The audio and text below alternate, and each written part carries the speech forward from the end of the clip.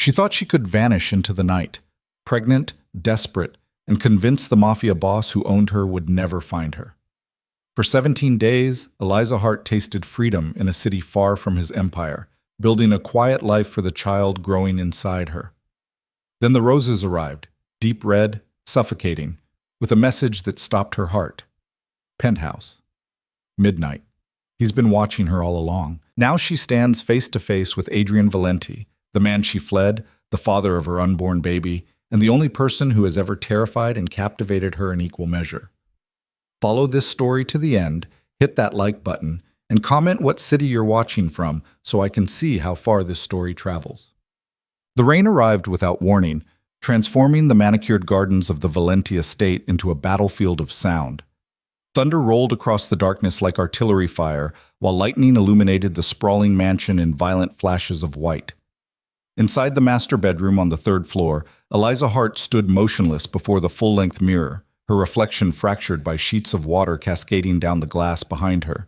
She looked like someone else entirely. The silk nightgown Adrian had chosen for her, ice blue, obscenely expensive, hung from her shoulders like a costume from someone else's life. Her dark hair, once perpetually tied back in a practical ponytail during her waitressing shifts, now fell in soft waves around her face, professionally styled by people whose names she didn't know. Her skin glowed with products that cost more than her childhood home. But beneath the surface perfection, beneath the luxury that surrounded her like a gilded cage, Eliza's hands trembled as she pressed them against her stomach. 13 weeks. The doctor Adrian didn't know she'd seen had confirmed it 3 days ago during the single unsupervised hour she'd managed to steal in 6 months. 13 weeks carrying a secret that would either be her salvation or her final chain. The black duffel bag waited beneath her bed, packed with methodical precision over the past 11 days. No luxury items, nothing that screamed wealth or Adrian's ownership. Just practical clothes, cash she'd skimmed from household accounts and amounts too small to trigger alerts, forged documents purchased through a contact her former coworker had provided, and a single manila envelope containing ultrasound images she hadn't yet had the courage to look at, and baby clothes. 3 tiny outfits she'd bought from a discount store during that precious unsupervised hour, hidden at the bottom of the bag like contraband. Because that's what they were in Adrian's world, evidence of futures he didn't control, proof of choices made without his permission. Eliza's phone, the one Adrian had given her, monitored and tracked, sat on the nightstand where it always rested. Her real phone, a cheap prepaid model, stayed buried in her cosmetics bag where his security sweeps never looked. On it was a single message received 2 hours ago. Meeting confirmed. He'll be gone until 3 a.m. minimum. Primary detail goes with him. Secondary shift change at midnight. Window opens at 12:47. You'll have 18 minutes.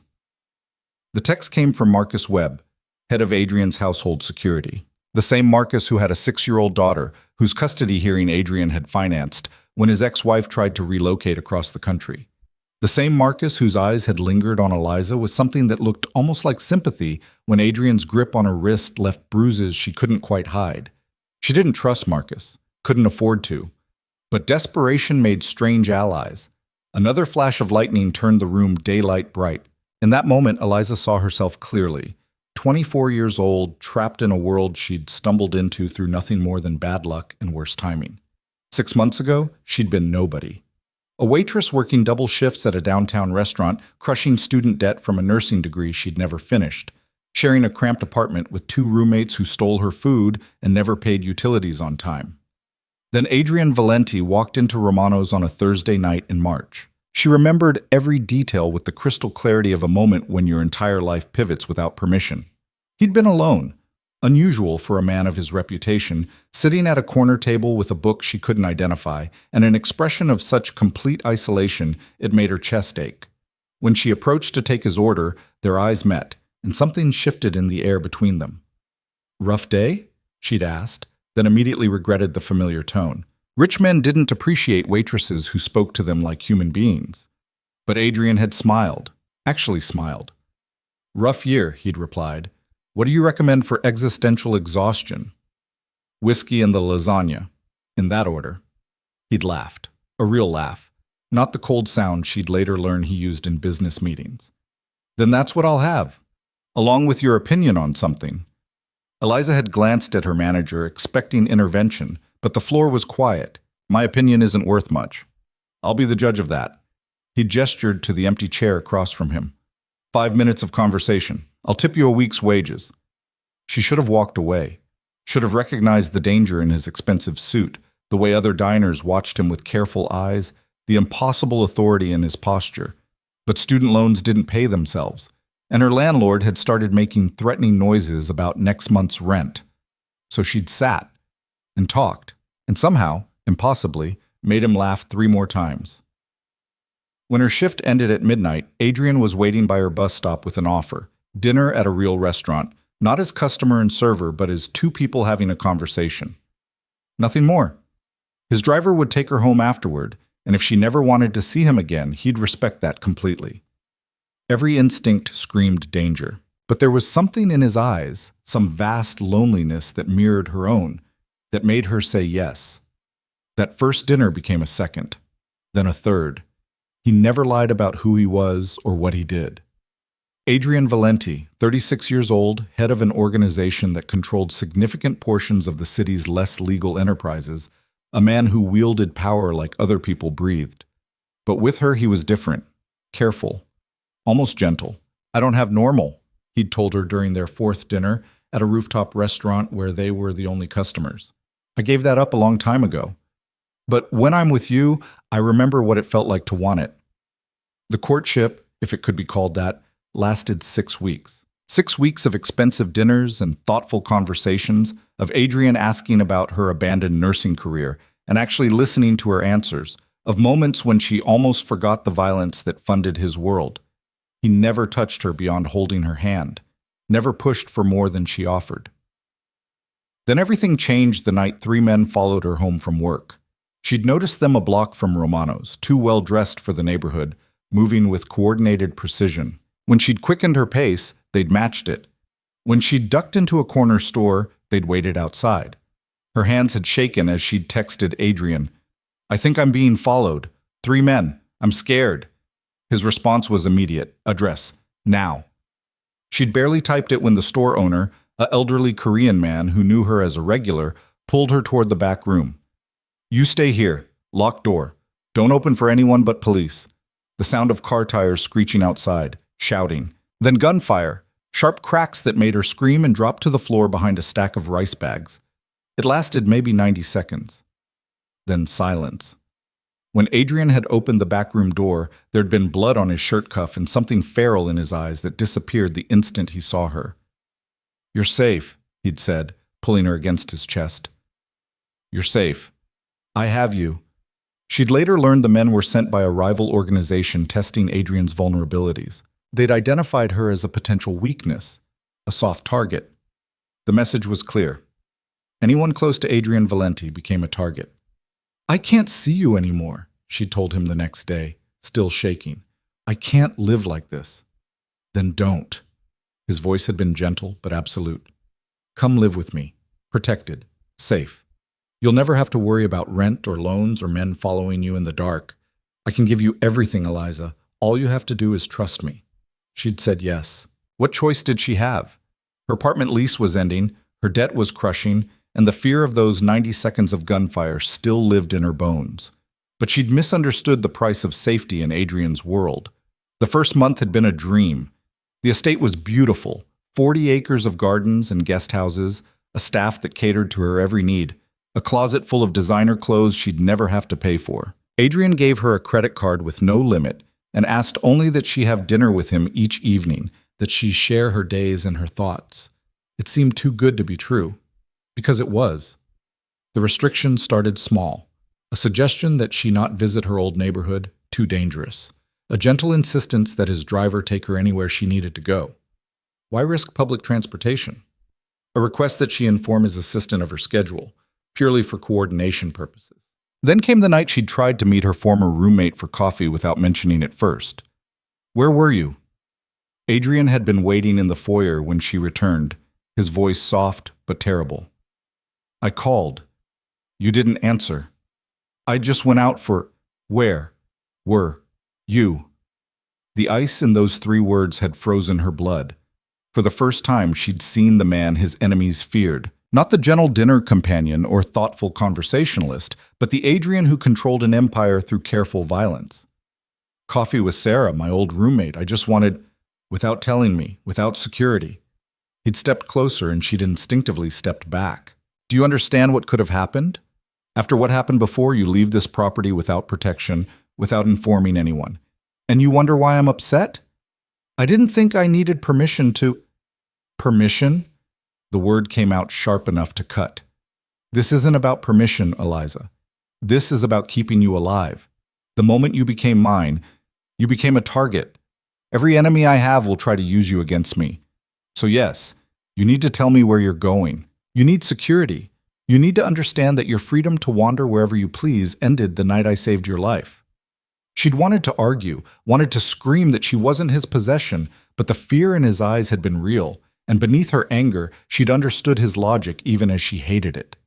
That was the trap of Adrian Valenti. He was never cruel without reason, never controlling without justification. Every restriction came wrapped in genuine care, every boundary drawn to protect rather than punish. But the result was the same. She was a prisoner in a golden cage, and the man she'd thought might save her from loneliness had become her jailer instead. The baby had changed everything. Eliza pressed her palm against her stomach again, feeling nothing yet, but knowing everything had already transformed. This child, Adrian's child, though he didn't know it existed, was either her ticket to freedom or the final lock on her cage. If she told him, he would never let her go. A child meant legacy, meant continuing the Valenti name, meant binding her to him permanently through ties that went deeper than any legal contract. He would marry her, shower her with everything money could buy, and ensure she never made a decision about her own life again. But if she ran now, while he didn't know, while she still had the element of surprise... The burner phone vibrated. Marcus again. Status? Eliza typed quickly. Ready. He's gone. Just left. High-stakes meeting across town. Took primary detail. You're clear.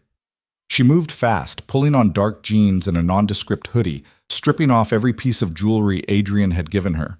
The engagement ring, 3 carats, flawless, presented 6 weeks ago during a dinner where he'd informed her rather than asked that they would marry in the fall, sat heavy in her palm. She stared at it for a long moment, remembering his face when he'd slid it onto her finger. You're mine now, he'd said. Not a question, never a question. Officially and forever. I'll give you everything, Eliza. Everything except the option to leave. She set the ring on the nightstand and didn't look back. The estate's security system was sophisticated but operated on predictable patterns. Marcus had walked her through the blind spots, areas where camera coverage overlapped imperfectly, creating 3-second windows of invisibility. The hallway outside her room, the service stairs leading to the kitchen, the side door near the garbage area that the night cleaning crew propped open during their smoke breaks. Eliza moved through the sleeping mansion like a ghost, the duffel bag weighing heavy on her shoulder. Every creak of the floorboard sounded like thunder. Every shadow looked like one of Adrian's security team materializing to drag her back.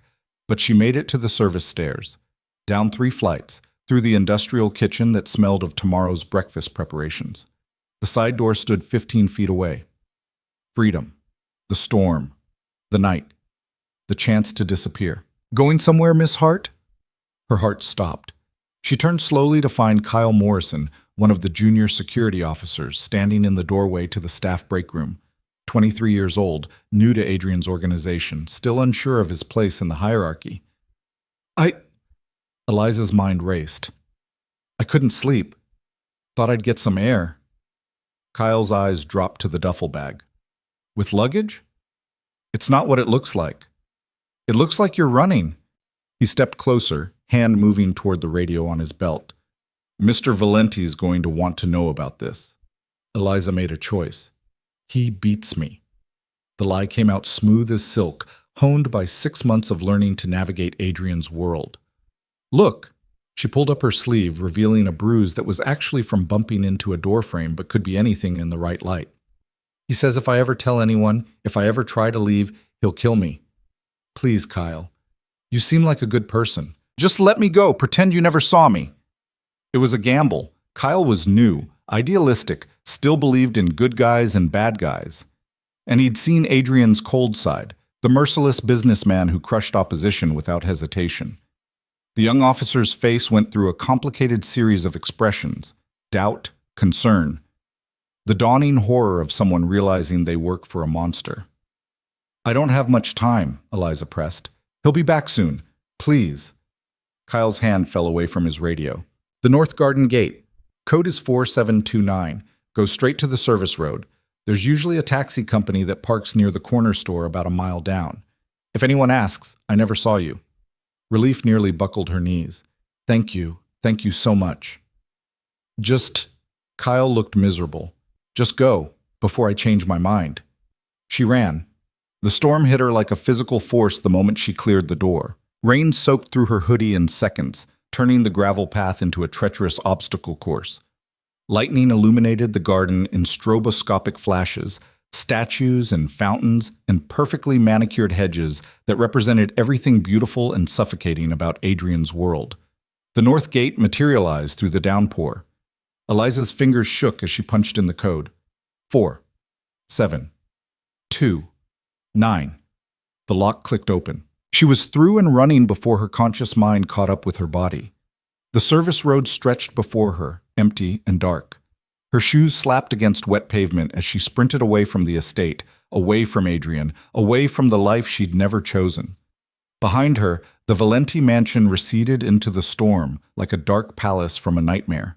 Ahead was only darkness and rain and the desperate hope that freedom was possible for someone like her. The taxi driver who picked her up near the corner store asked no questions about the soaking wet young woman with a single duffel bag who paid cash and requested the bus station downtown. The bus station attendant didn't blink when she bought a ticket to Cleveland using a name that wasn't quite her own. The other passengers on the 2 a.m. Greyhound didn't care about the girl in the back who kept checking her phone every few minutes, waiting for it to explode with calls from Adrian's number. But her phone stayed silent. Either Marcus was covering for her, or Adrian's meeting was running so late he hadn't yet discovered her absence. Either way, every mile between her and the estate felt like breathing for the first time in months. Cleveland came and went, then Pittsburgh. Each transfer taking her further from Adrian's territory, deeper into the anonymous vastness of the country. She paid for everything in cash, used different names at each stop, wore the baseball cap Marcus had included in his care package, camera blind spot. Wear this everywhere. 72 hours after leaving the estate, Eliza Hart crossed the border into Canada using documents that identified her as Emma Hayes, a Hayes administrative assistant, visiting Toronto for a conference. The customs officer barely glanced at her passport. Purpose of visit? Tourism. A friend recommended I see the city. How long will you be staying? 2 weeks? He stamped her passport and waved her through. Just like that, she was free. In a new country, with a new name, carrying a secret that Adrian Valenti, the most dangerous man she'd ever known, didn't know existed. Toronto sprawled before her like a promise. The taxi driver who drove her from the border crossing into the city center spoke in an accent she couldn't place, pointing out landmarks she didn't care about. All she saw was possibility, anonymity, a place where Adrian's network didn't reach, where his security cameras didn't watch, where she could finally be just Eliza again.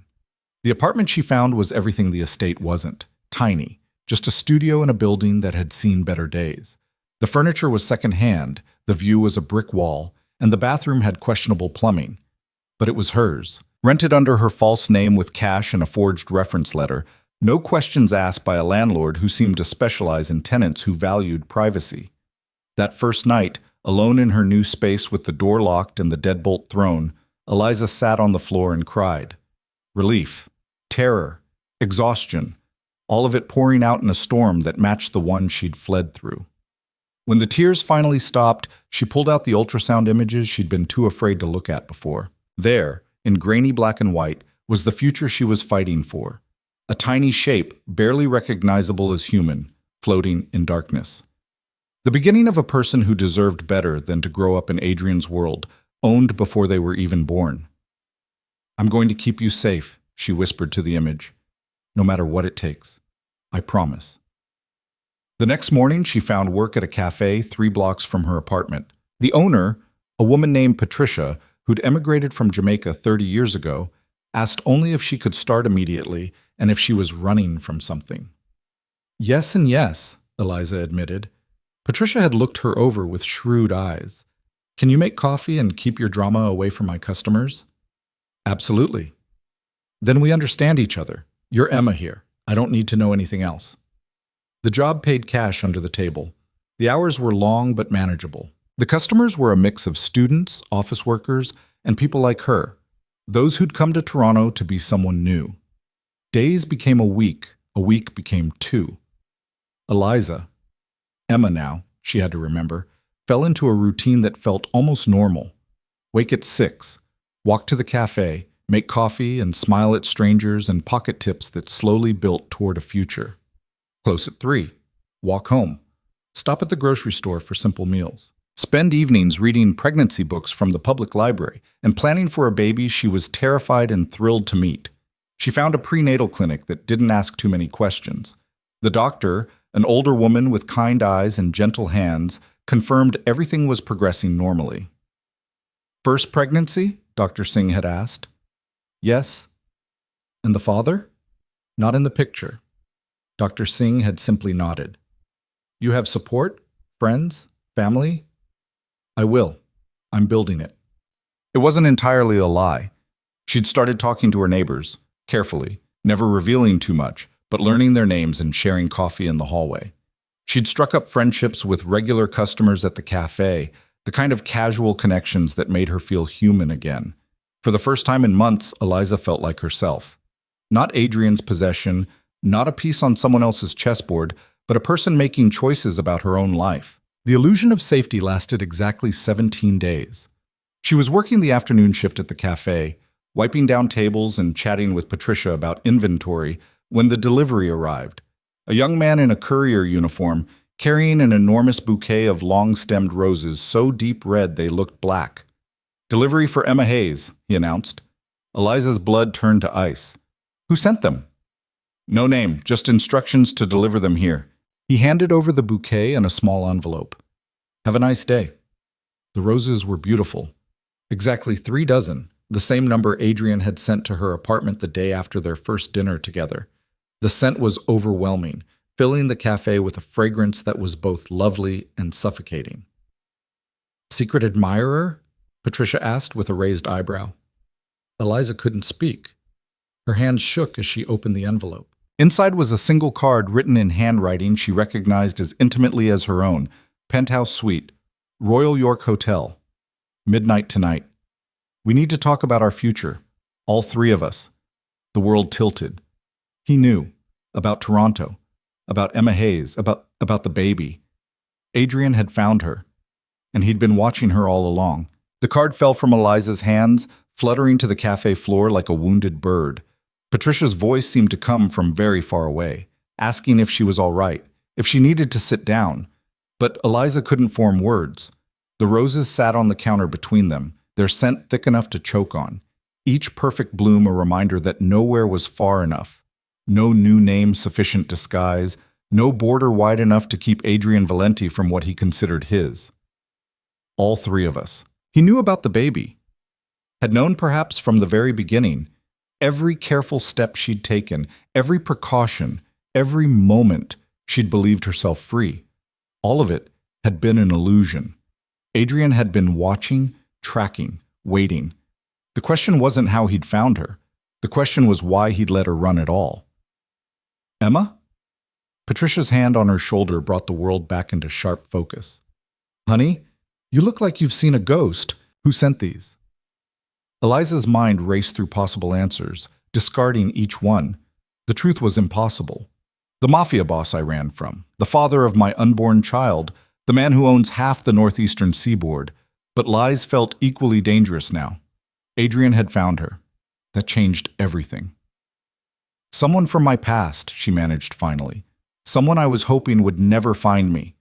Patricia's expression shifted from concern to understanding. She'd lived long enough to recognize the particular fear that came with those words. The baby's father? Eliza nodded, unable to speak past the knot in her throat. And he's not a good man. He's... How did you explain Adrian Valenti? Dangerous was too simple. Controlling was incomplete. Monster felt wrong because monsters didn't look at you with genuine longing, didn't remember how you took your coffee, didn't trace your face with such careful reverence when they thought you were sleeping. He's complicated and powerful, and he doesn't let go of things he considers his. Patricia moved with surprising speed for a woman in her 60s, flipping the cafe's sign to closed and locking the front door. Then we need to get you somewhere safe. I have family in Montreal. It won't matter. Eliza picked up the card again, staring at Adrian's precise handwriting. Midnight. The Royal York Hotel, 5 hours from now. If he found me here, he can find me anywhere. Running just delays the inevitable. So what? You're just going to walk into whatever trap he set? I don't think it's a trap. Eliza touched her stomach, a gesture that was becoming automatic. If Adrian wanted to take me by force, I'd already be gone. The roses, the hotel, the specific time. This is an invitation. He wants to talk. Men like that don't talk. They take. You don't know Adrian. The words came out defensive, and Eliza hated herself for it. 6 months of captivity, 17 days of freedom, and still some part of her wanted to explain him, to make others understand the impossible contradiction he represented. He's not like other men. He's worse in some ways and better in others, but he keeps his word. If he says we need to talk, then that's what he wants. The question is what happens after. Patricia studied her with shrewd eyes. You're not going to run again, are you? Where would I go that he couldn't follow? Eliza gestured at the roses, the card, the evidence of Adrian's reach. He let me have 17 days. 17 days of feeling safe, building a life, believing I'd escaped. But that was always an illusion. He was always going to come. The only question was when. So you're giving up? Just surrendering yourself and that baby to a man who, I'm going to negotiate. The plan formed even as she spoke it, crystallizing from desperation into something resembling strategy. Adrian thinks I'm his, that the baby makes me permanently his. He's wrong, but I can't make him understand that by running. I have to face him, set terms, make him see that if he wants us in his life, it has to be different than before. And if he refuses? Then she was back in the cage, only this time with a child who'd grow up knowing nothing but Adrian's suffocating protection. But Eliza didn't say that. Instead, she squeezed Patricia's hand and tried to smile. Then at least I tried. Can I ask a favor? If I don't come back tomorrow, if something happens, there's a safety deposit box at the bank on King Street. Keys in my apartment taped under the bathroom sink. Insider documents. Everything someone would need to know what happened to me. Would you?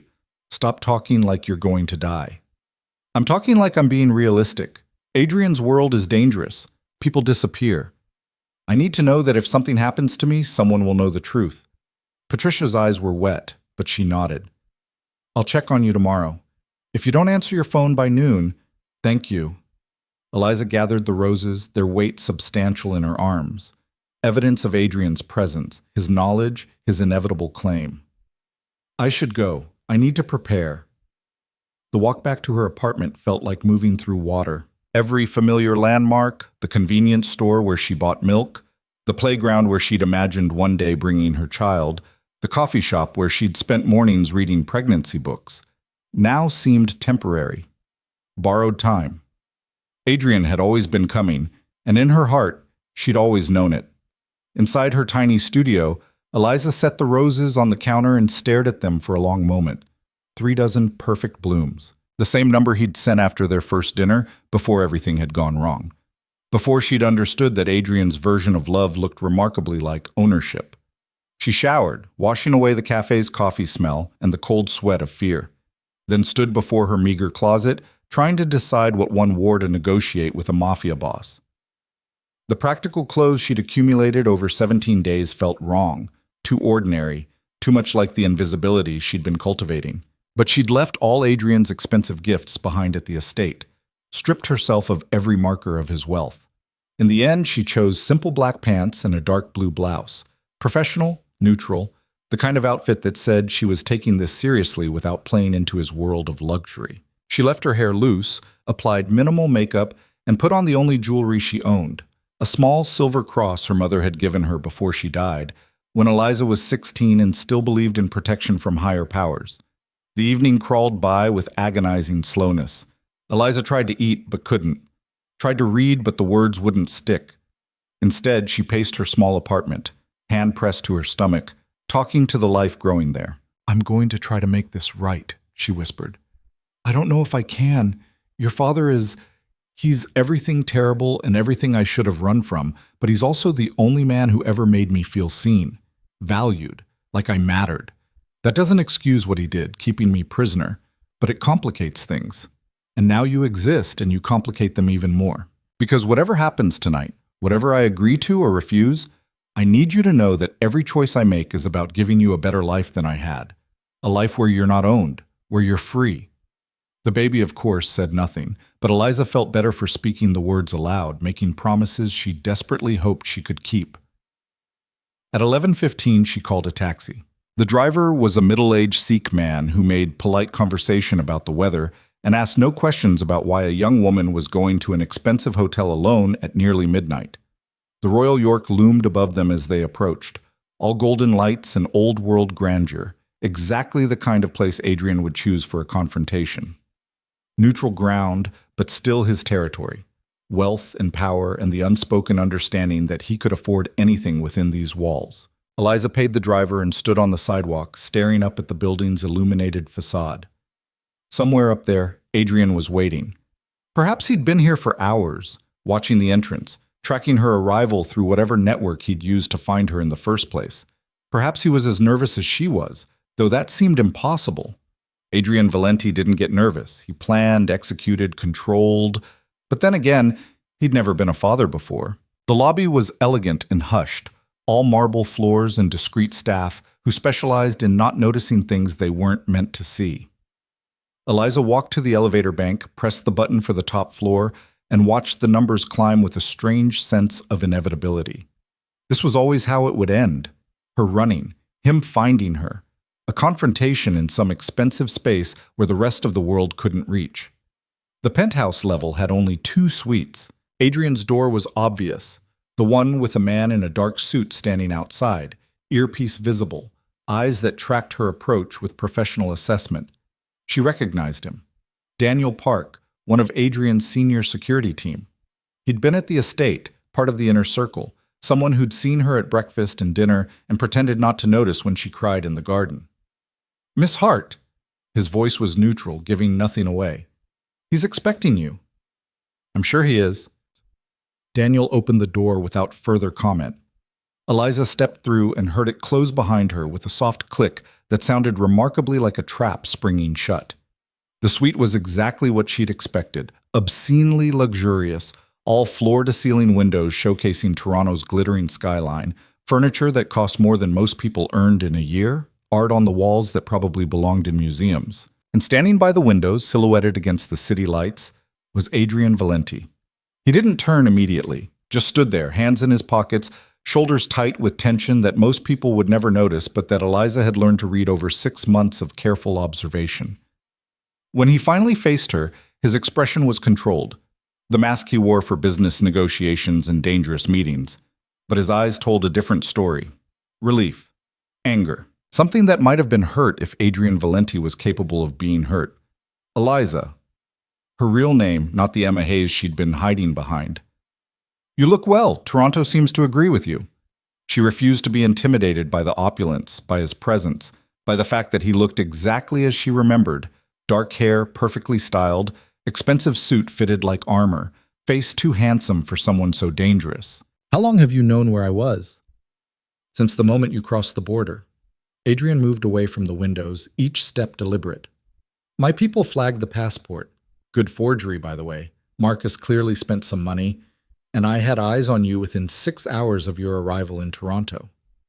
"Then why wait? Why let me think I was free?" "Because you needed to learn something." He stopped a few feet away, close enough that she could smell his cologne, that familiar scent that used to make her feel safe and now just made her sad. "You needed to understand that freedom isn't about geography. You can run to Toronto, to Vancouver, to anywhere in the world, and I will find you. Not because I own you, though we both know that's how you see it, but because you matter to me. Because the thought of you unprotected, vulnerable, facing dangers I can't control is intolerable." So you let me run just to prove I couldn't escape. I let you run because I hoped you'd realize the truth on your own. His voice dropped, becoming almost gentle. That wherever you go, whatever name you use, you're still mine, and I'm still yours. That's not ownership, Eliza. It's inevitability. She wanted to argue, to scream that love wasn't supposed to feel like captivity, that caring for someone didn't give you the right to control them. But the baby shifted inside her, not movement yet, too early for that, but a presence she felt regardless, and she remembered why she was here. Not to fight, to negotiate.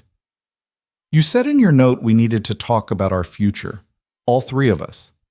She met his eyes, refusing to look away. So you know about the baby. I've known since before you left. Adrian's expression didn't change, but something flickered in his eyes. Did you really think I wouldn't notice? The prenatal vitamins you hid in your cosmetics bag, the appointment with Dr. Chen that you thought you'd concealed, the way you stopped drinking wine at dinner and started refusing sushi. I've spent 6 months learning everything about you, Eliza. I notice when things change. The revelation hit like a physical blow. You knew, and you said nothing? You let me... I was waiting for you to tell me yourself, waiting for you to trust me enough to share it. His voice turned harsh. But instead you ran, took my child, our child, and disappeared in the middle of the night like I was some monster you had to escape. You are a monster, Adrian! The words exploded out of her, months of repressed anger finally breaking free. You dress it up in protection and care and genuine feeling, but the result is the same. I was a prisoner in your home. I couldn't go anywhere, see anyone, make any decision without your permission. You say you love me, but love doesn't look like a cage. And what does love look like, Eliza? He moved closer, closing the distance between them. The world you came from? Working yourself to exhaustion for tips and college debt? Living with roommates who stole from you, unable to afford basic health care? I gave you everything. Safety, comfort, a life without worry. If that's a cage, then maybe cages aren't as terrible as you think. You gave me everything except choice. Her voice broke. I didn't ask for any of it. I just wanted... What? To struggle alone? To raise our child in some cramped apartment working minimum wage while strangers watch our baby? You think that's better than what I can provide? I think it's mine. My choice. My life. Eliza pressed her hands to her stomach, protective. This baby deserves better than to be born into your world, Adrian. Better than to grow up owned by you before they even understand what freedom means. Our baby deserves the best of everything. The finest education, perfect security, every opportunity money can provide. And they deserve two parents who love them, not a mother running herself ragged trying to prove a point about independence. Independence isn't a point to prove. It's a fundamental right. Not in my world. Adrian's voice went soft, dangerous. In my world, the people I love are protected, cared for, kept safe from the 100,000 threats that exist beyond gates and security systems. You see that as control. I see it as the only way to ensure you survive. Then we're at an impasse. Eliza forced herself to meet his eyes. Because I can't live like that again. I won't. If you try to force me back to the estate, I'll run again. And again. And however many times you find me, I'll keep running. Because I'd rather live in that cramped apartment, struggling and exhausted but free, than spend another day in golden captivity. Silence fell between them, heavy with everything unsaid. Adrian's jaw was tight, his hands clenched, every line of his body radiating tension. For a long moment, Eliza thought he might simply end the conversation, call in his security, take her back by force because that was what powerful men did when they didn't get their way. But then something shifted in his expression. A crack in the armor, a glimpse of the man who'd laughed at her jokes during their first dinner, who'd held her after nightmares, who'd once confessed in the darkness that he'd never wanted anything as much as he wanted her happiness. What do you want, Eliza? The question came out raw, stripped of his usual control. Tell me what you need, and I'll give it to you. I need space, boundaries, the ability to make my own decisions without asking permission. She took a breath, steadying herself. I need you to understand that being with you can't mean giving up who I am, that if we're going to raise this child together, and I do want them to know their father. Despite everything, it has to be as partners. Not owner and possession. Partners. Adrian tested the word like it was foreign. You understand what that means in practical terms. You'd have access to everything I can provide, every resource, every protection. But you'd also be part of my world, my actual world, not the sanitized version I tried to keep you in. You'd see things, know things, be complicit in ways you might not be able to accept. I'd rather know the truth than live in ignorant captivity. The truth is ugly, Eliza. I've killed people, ordered deaths, built an empire on violence and fear and calculated cruelty. The money that paid for your comfortable life at the estate, it came from activities that would horrify you. I kept you separate from all that because I wanted you to stay clean, unsullied by the darkness. But I'm not separate, she said quietly. I stopped being separate the moment you decided I was yours. Those men who followed me, who would have hurt or killed me to send a message to you, that was already the consequence of your world touching mine. At least if I know the truth, I can make informed decisions. Protect myself. Protect our child. Adrian was quiet for a long moment, studying her with an intensity that made her skin prickle. If I agree to this, if I give you the space and boundaries you're asking for, I need something in return. What? Honesty, complete transparency. You don't hide things from me.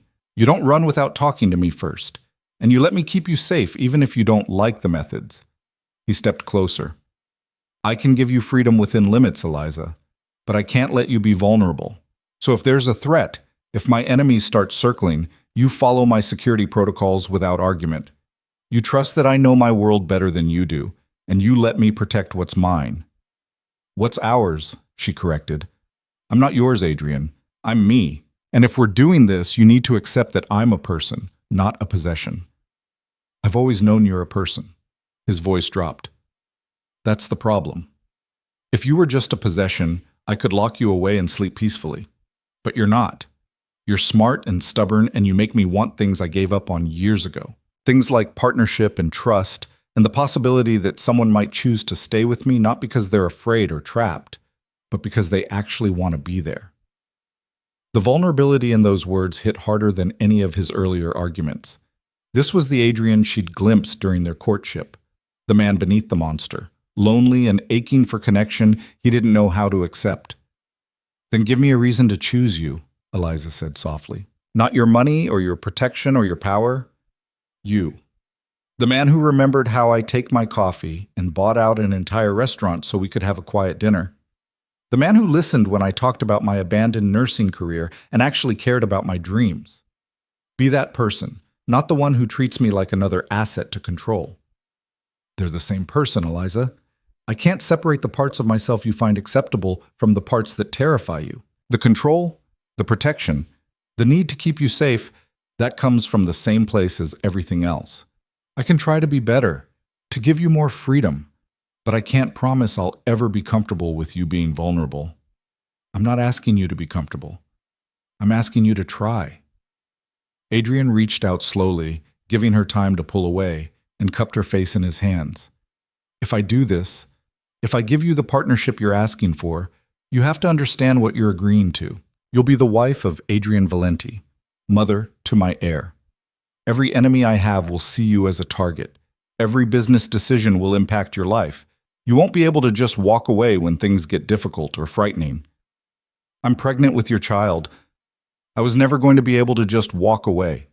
She let herself lean into his touch, feeling the warmth of his skin, the familiar electricity that had drawn her to him from the beginning. But I need to know that if I stay, if I agree to build a life with you, it's because we're choosing each other, not because you're forcing my hand. I could force it, he said quietly. You know that, right? I could have Daniel pack your things right now, put you on my plane, have you back at the estate before morning. I have the power to simply take what I want. But you won't. Eliza met his eyes, seeing past the threat to the truth beneath. Because that's not what you actually want. You don't want a captive or a possession. You want someone who chooses to be with you despite knowing exactly who you are. And you can't force that. You can only earn it. Something in Adrian's expression softened. You're either the bravest or most foolish woman I've ever met. Probably both. She managed a small smile. So what happens now? I agree to come back and we just pretend the last 17 days never happened. No. Adrian dropped his hands and stepped back, moving to a desk by the window. He returned with a leather folder, setting it on the coffee table between them. We formalize the agreement, make it legally binding. I had my attorneys draw this up during your time in Toronto, a contract outlining exactly what our partnership looks like. Eliza opened the folder with trembling hands. Inside were dozens of pages of dense legal text, but the summary section at the front laid it out clearly. A prenuptial agreement that was also a partnership contract, specifying her rights, his obligations, the boundaries they'd maintain, and the protections for any children they might have. She read through it slowly, Adrian watching her with unreadable eyes. It was more generous than she'd expected. Her own income stream, separate from his. Living quarters within the estate that were hers alone, with locks he didn't have keys to. The right to maintain outside friendships and activities. Scheduled private time without security surveillance. Decisions about their child's upbringing to be made jointly, with specified areas where she had final say. This is... She looked up, searching his face. Why did you prepare this if you didn't know whether I'd agree to come back? Because I was hoping. Adrian's voice was rough. I've spent 17 days having my people track your every move, watching you build a life in Toronto, seeing you smile more than you ever did at the estate. And I realized something. The woman I fell in love with, the one who made me laugh at Romano's, who challenged me and surprised me and made me want to be better, she was dying in my home. The control I thought was protection was actually suffocation. So either I could keep you prisoner and watch everything I valued about you disappear, or I could try something different. Partnership. Partnership, he agreed, with conditions and boundaries and probably a lot of fights about what those mean in practice. But yes, an actual partnership, not pretty words covering ownership. Eliza read through the contract again, more carefully this time, looking for catches and loopholes. But it seemed genuine, a real attempt to balance his need for control with her need for autonomy.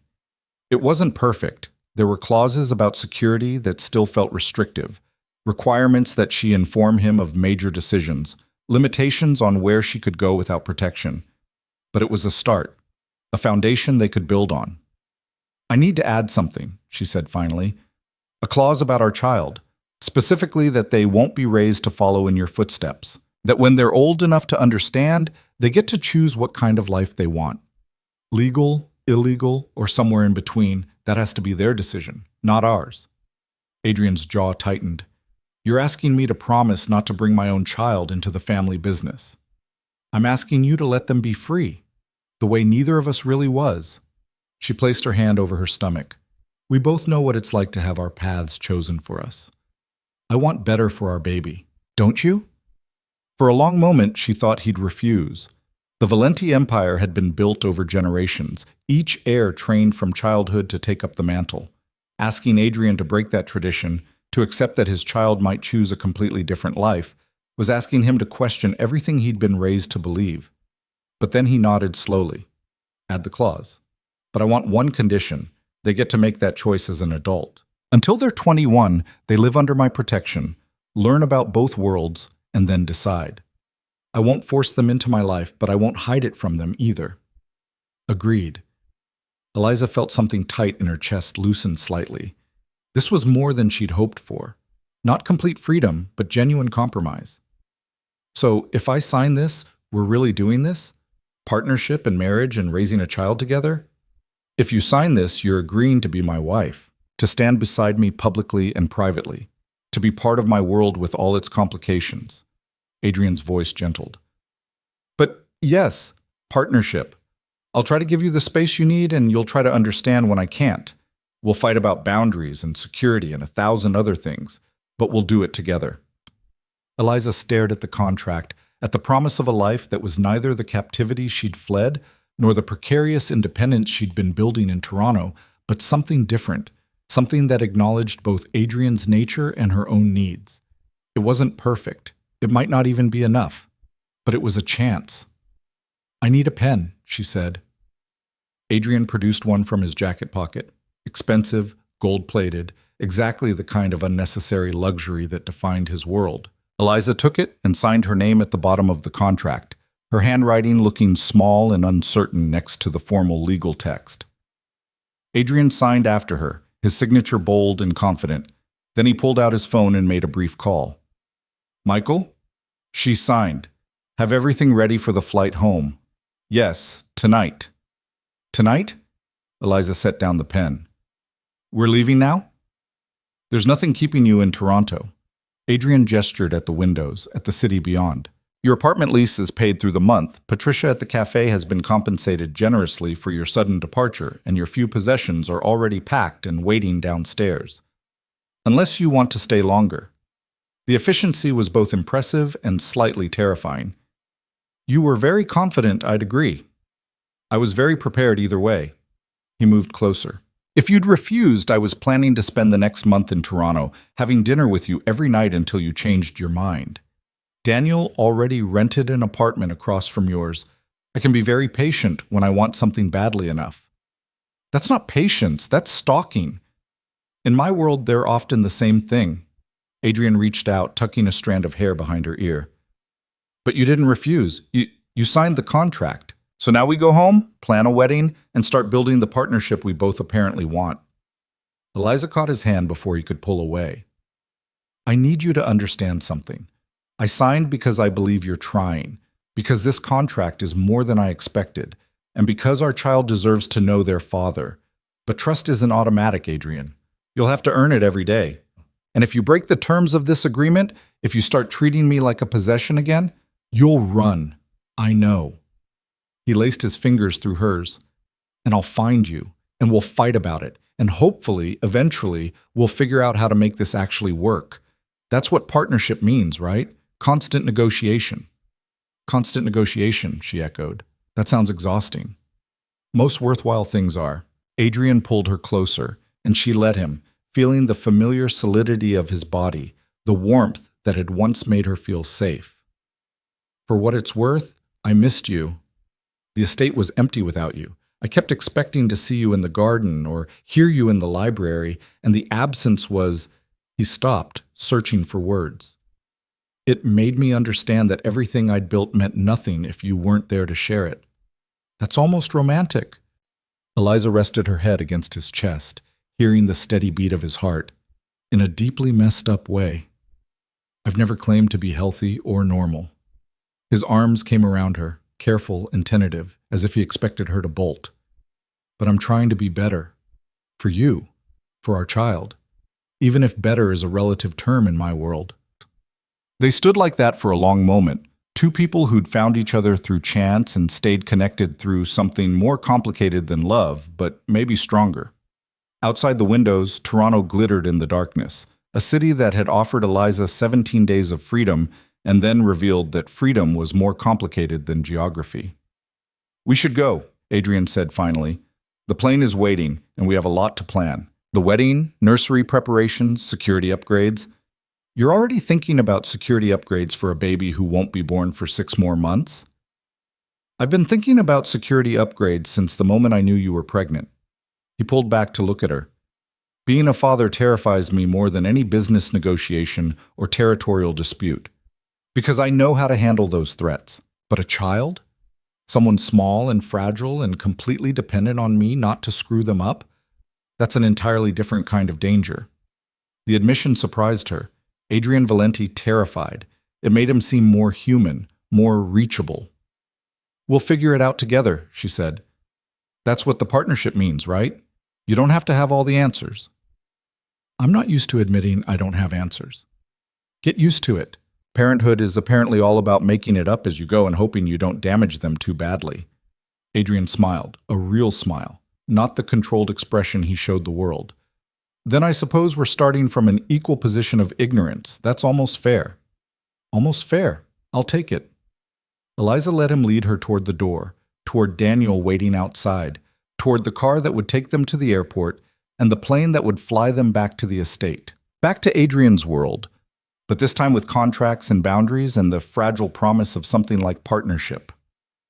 As they rode the elevator down, Eliza's hand found her stomach again, feeling for the life growing there. She was making a choice, not the one she'd imagined during those 17 days in Toronto, but maybe the only realistic one available. Adrian was right that running was futile. He would always find her, always bring her back, because that was who he was and what his resources allowed.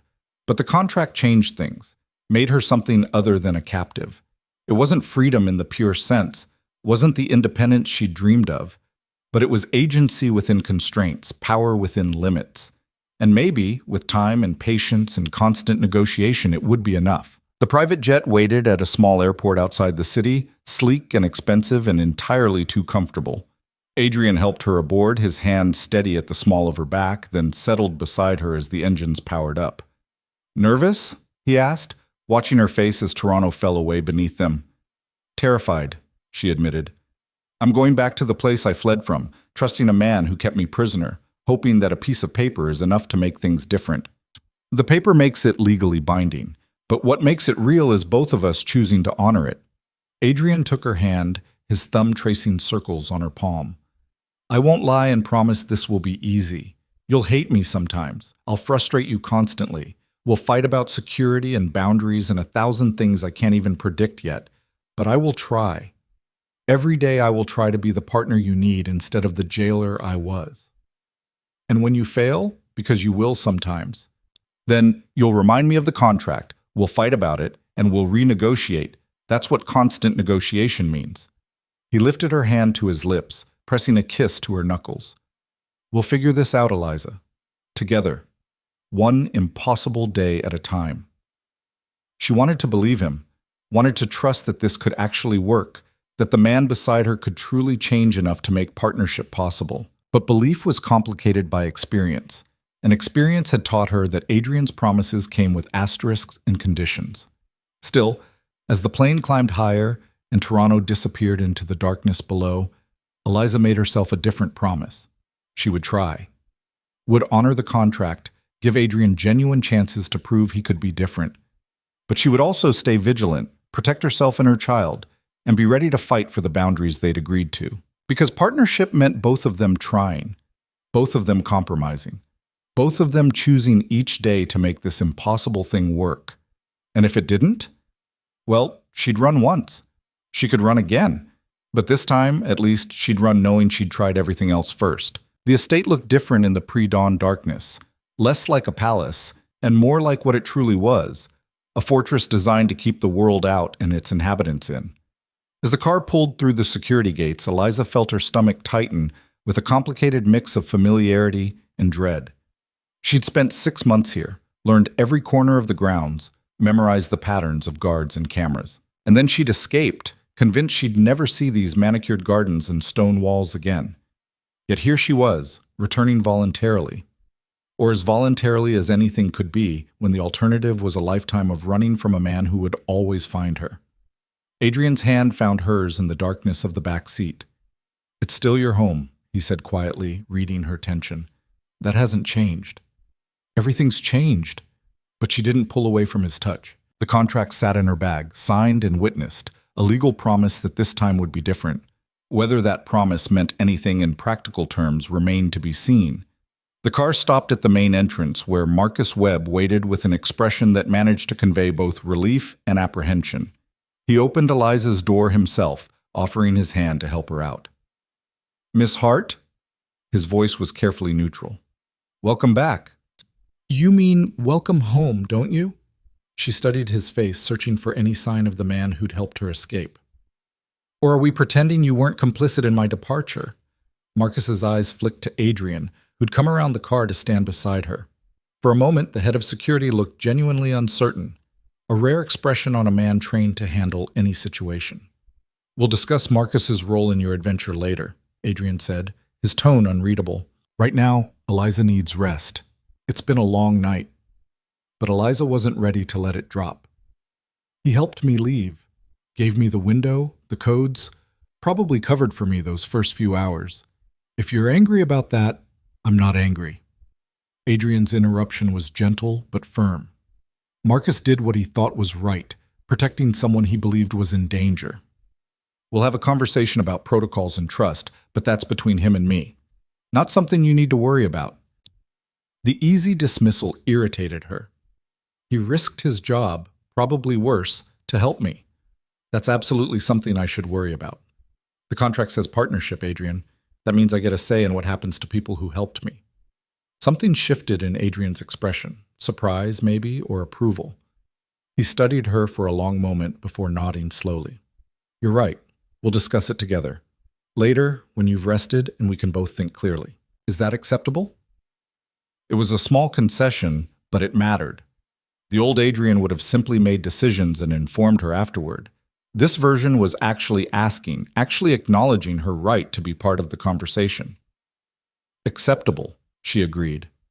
Marcus looked between them with barely concealed confusion, clearly trying to understand the new dynamic, but he simply nodded and stepped back. Your rooms are ready, Miss Hart. I took the liberty of having some items brought from your Toronto apartment. Personal things, books, the clothes you'd purchased. They're in your private quarters. Private quarters. The contract's language made real. Eliza felt another small knot of tension loosen. Thank you, Marcus. Inside, the estate was exactly as she remembered. Polished marble floors, artwork worth more than most people would see in a lifetime. The hushed elegance of wealth so profound it didn't need to announce itself. But the woman who'd fled through service corridors 17 days ago was different from the one walking through the front door now. She had a contract. She had terms. She had the beginning of actual power in this relationship. Adrian guided her up the main staircase, past the master suite they'd shared before her escape, to a wing she'd barely explored during her previous residence. He stopped at a set of double doors and handed her a key. Your private quarters, he said. As specified in the contract. 3 rooms, bedroom, sitting area, bathroom. Locks that only you have keys to. I've instructed security that this space is off limits without your explicit permission. Not monitored, not accessible to staff or myself. Completely yours. Eliza took the key, its weight substantial in her palm. A simple thing, but symbolic of something larger. She unlocked the doors and stepped inside. The space was beautiful, decorated in soft grays and creams, with furniture that managed to be both elegant and comfortable. Large windows overlooked the gardens, though she noticed they were fitted with security glass and discreet sensors. Her books from Toronto were shelved by the window seat. Her few clothes hung in the closet beside new items still bearing tags. The bathroom held her preferred toiletries, arranged exactly as she'd kept them in her tiny Toronto apartment. The nursery will be next door, Adrian said from the doorway, not crossing the threshold without invitation. I've had designers draw up plans, but nothing's been decided. I thought we should choose together. Eliza struggled to process the consideration, so different from his previous assumption that he knew what she needed. Thank you. I'd like that. There's something else. He pulled a small box from his jacket pocket. The engagement ring you left behind. I had it reset with a different stone. The original was my grandmother's diamond, a Valenti heirloom that came with expectations and history. I thought you might prefer something that was just ours. He opened the box to reveal a ring that took her breath away. Still expensive, still beautiful, but different from the ostentatious 3-carat declaration he'd presented before. This was a deep blue sapphire surrounded by small diamonds, elegant without being overwhelming. Blue like the dress you wore on our first real date, Adrian said quietly. The one where you told me about wanting to finish your nursing degree, but being too buried in debt to consider it. I remember thinking that night that I'd found someone who understood what it meant to want something desperately, but feel trapped by circumstances. Eliza stared at the ring, at this evidence that Adrian had been paying attention to more than just her movements and schedule. He'd remembered the color of a dress from months ago, understood the symbolism, chosen something meaningful rather than merely expensive.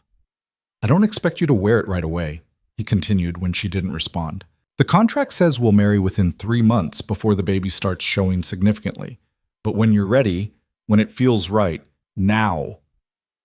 The word came out before she'd fully processed the decision. I'll wear it now. Not because I'm ready for everything it represents, but because it's a symbol of what we're trying to build. Partnership. Something new that's ours, not your family's legacy or my desperate escape.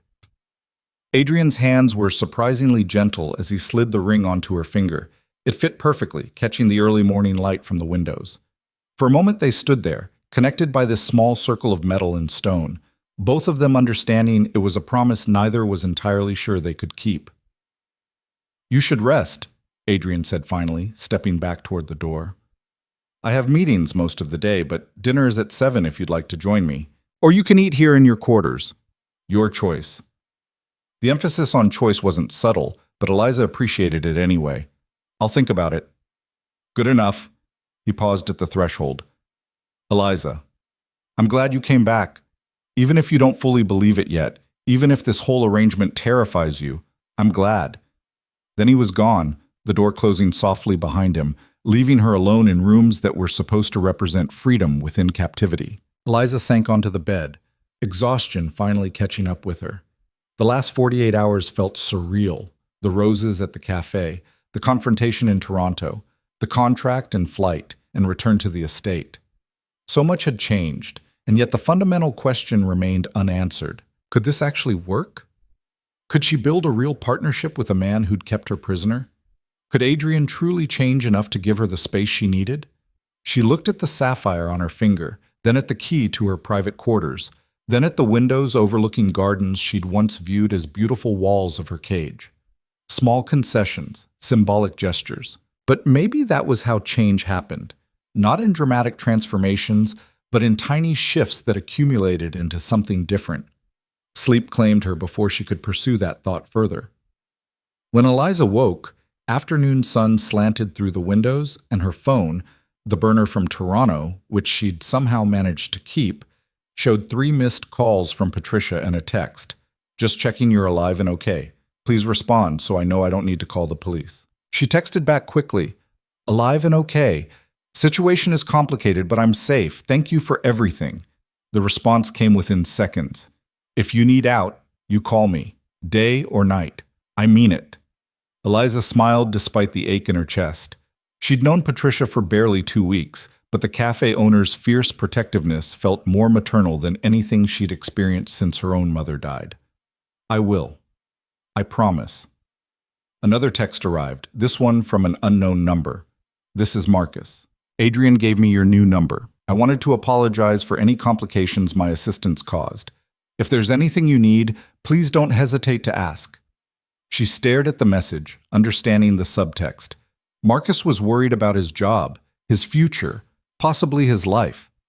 Adrian's world didn't forgive disloyalty easily, and helping her escape had been a profound breach of trust.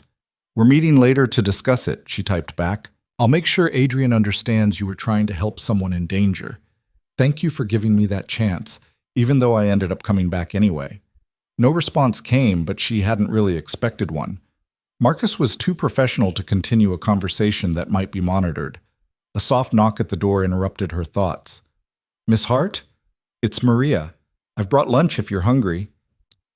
Eliza recognized the voice. Maria Rodriguez, the head housekeeper, a woman in her 50s who'd always been kind during Eliza's previous residence. She opened the door to find Maria holding a tray laden with food that smelled incredible. Mr. Valenti thought you might prefer eating in your rooms today, Maria said, her English flavored with the accent of her native Colombia. But he wanted to make sure you ate. The kitchen prepared your favorites. Indeed, the tray held exactly what Eliza would have chosen: a Caesar salad, grilled chicken, fresh bread, and the chocolate mousse the estate's chef made perfectly. Small details that showed Adrian was still tracking her preferences, but this time framing it as care rather than control. Thank you, Maria. Eliza took the tray, then hesitated. Can I ask you something, honestly? The housekeeper's expression became carefully neutral. Of course. When I left, when I ran, what did people say? The staff, the security team? What did they think? Maria considered the question, clearly weighing loyalty to her employer against the genuine concern in Eliza's eyes. Finally, she sighed. There were 2 camps. Some thought you were foolish, running from the best situation you could hope for. Others thought you were brave, choosing freedom over comfort. Myself, I thought you were both. And I thought Mr. Valenti was learning what everyone in his position must learn eventually, which is that you cannot keep something beautiful by putting it in a cage. Eventually, it either dies or finds a way to escape. Maria's eyes were sympathetic. But I also thought that you would come back, because whatever else is true about Mr. Valenti, he loves you, in his way. And sometimes love is enough foundation to build something better. And if it's not, then you leave again. But this time, you'll know you tried everything possible first. Maria touched Eliza's arm gently. Eat, rest. The baby needs you strong, whatever you decide.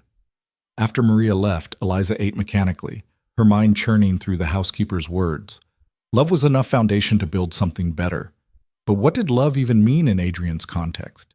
He claimed to love her, but his version of love looked like possession, control, the need to own and protect in equal measure. Yet he'd also prepared a contract giving her unprecedented freedom. He'd chosen a ring that reflected actual attention to who she was rather than a generic display of wealth. He'd given her private quarters with locks he didn't have keys to. Small things, but they represented effort, change, the possibility that his love might evolve into something healthier. Her hand drifted to her stomach, feeling for the life growing there. This baby complicated everything, transformed a relationship problem into a lifelong connection regardless of what she decided about Adrian. They would be co-parents at minimum, bound together by shared responsibility for another human being. The question was whether they could be more than that, whether partnership was actually possible or just a pleasant fiction that would crumble under the weight of Adrian's need for control. The afternoon passed slowly. Eliza explored her new quarters thoroughly, testing boundaries. The locks worked perfectly. The windows opened, though only a few inches, and she noticed sensors that would alert security if they were forced wider. A laptop sat on the desk, and when she opened it, she found it had unrestricted internet access. No parental controls, no blocked sites, no obvious monitoring software. She tested it carefully, searching for news about Adrian's organization, reading articles about him that ranged from society page puff pieces to darker investigations into his business practices. The computer didn't block anything, didn't flag her searches. Either Adrian was genuinely giving her access to information, or he was confident enough in his position that her knowledge didn't threaten him. Probably both. At 6:30, another knock. This time it was Daniel Park, Adrian's senior security officer, looking uncomfortable. "Miss Hart, Mr. Valenti asked me to remind you about dinner at 7, if you're inclined to join him. But he also said to emphasize that it's completely your choice. He'll eat in the main dining room regardless." The phrasing was so carefully neutral it was almost funny. "Tell him I'll be there." "Of course." "And Miss Hart, it's good to have you back. The house felt wrong without you."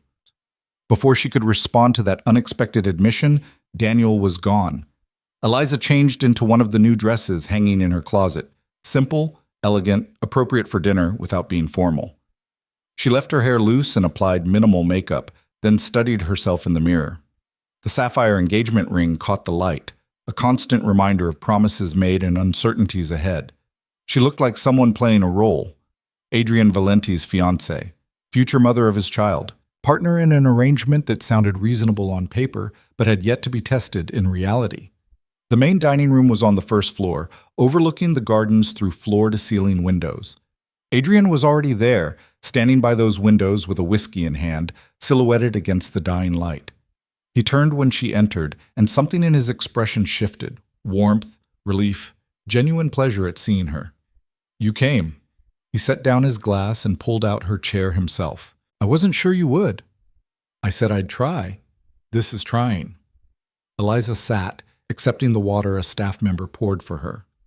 Pregnancy meant no wine, no whiskey, just sparkling water and the hyper-awareness of every substance entering her body. Adrian took a seat across from her, and for a moment they simply looked at each other, two people who'd shared a bed and intimacy, but were still fundamentally strangers in the ways that mattered. The table between them was set with china and crystal, the kind of formal elegance Adrian's world demanded even for a private dinner. "How are you feeling?" he asked. "The pregnancy, I mean. Any morning sickness, complications?" "Some nausea in the mornings. Nothing terrible." She spread her napkin across her lap. "I saw a doctor in Toronto, Dr. Singh. She said everything looked normal for 13 weeks. I'd like to bring in my doctors, the best maternal fetal specialists in the country. Not because I don't trust your Dr. Singh, but because you need to control every aspect of this pregnancy." The words came out sharper than she'd intended. Adrian's jaw tightened, but he nodded slowly. Because the thought of anything going wrong, of losing you or the baby due to something preventable, is intolerable. But you're right that it comes from the same impulse as everything else. My need to control, to ensure outcomes, to eliminate risk. So I'm asking instead of telling. Will you see my doctors? Let them monitor the pregnancy alongside whoever you prefer. The fact that he'd caught himself, acknowledged the controlling impulse, and tried to reframe it as a request was notable. I'll see your doctors, but I also want to keep Dr. Singh. She didn't ask questions I couldn't answer, and she treated me like a person, not a problem to be managed. Fair enough. I'll have my team coordinate with her office. He paused as staff brought the first course, a delicate soup that smelled of herbs and cream. I also wanted to discuss the wedding timeline. The contract specifies within 3 months, but the actual date is flexible. What would work for you? Eliza tasted the soup, buying time to think. I don't want a huge society wedding. No press, no hundreds of guests, no circus. Agreed. I was thinking small, immediate family only, or what passes for family in my world. My uncle and cousins, a few trusted associates, maybe 30 people total. Private ceremony in the estate gardens, reception in the ballroom, simple but elegant. And my side. She met his eyes. I don't have much family. A few cousins I haven't spoken to in years. Some friends from my old life who probably think I disappeared into witness protection or worse. Invite whoever you want, whoever matters to you. We can tell them whatever story you're comfortable with, that we've been dating privately, that the pregnancy was unexpected but welcome, that we're happy. The truth is too complicated for most people anyway. The truth was too complicated even for them. Eliza ate slowly, considering. 8 weeks from now. That gives me time to adjust to see if this partnership thing is actually working before we make it permanent. 8 weeks. I'll have my people start planning. Adrian's voice was careful, controlled, but she caught the flash of something raw in his eyes. Relief, maybe. Or fear that 8 weeks wouldn't be enough to prove himself. They ate in companionable silence for a while, the kind of quiet that felt less awkward than it should have. Finally, Adrian spoke again. You asked about Marcus earlier, about what happens to him for helping you escape. I did, and I meant it. If you're going to punish him, I'm not. Adrian's interruption was gentle. Marcus did what he thought was right, protecting someone he believed was in danger. That shows integrity and moral courage, qualities I value, even when they're inconvenient for me. We had a conversation this afternoon. I made it clear that while I don't appreciate the breach of protocol, I understand his reasoning. He remains head of household security. Eliza set down her fork. Just like that? You're not angry? I'm furious. Adrian's smile was tight. He helped you leave, put you at risk by sending you out into the world without proper protection. Forced me to confront the fact that my own security team believed you needed rescuing from me. Of course I'm angry. But anger and action are separate things. Marcus is valuable, trustworthy, and he genuinely cares about the people under his protection. Those qualities are rare. I'm not going to lose him over one decision I disagreed with. That's... Eliza struggled to articulate her surprise. Mature of you. Don't sound so shocked.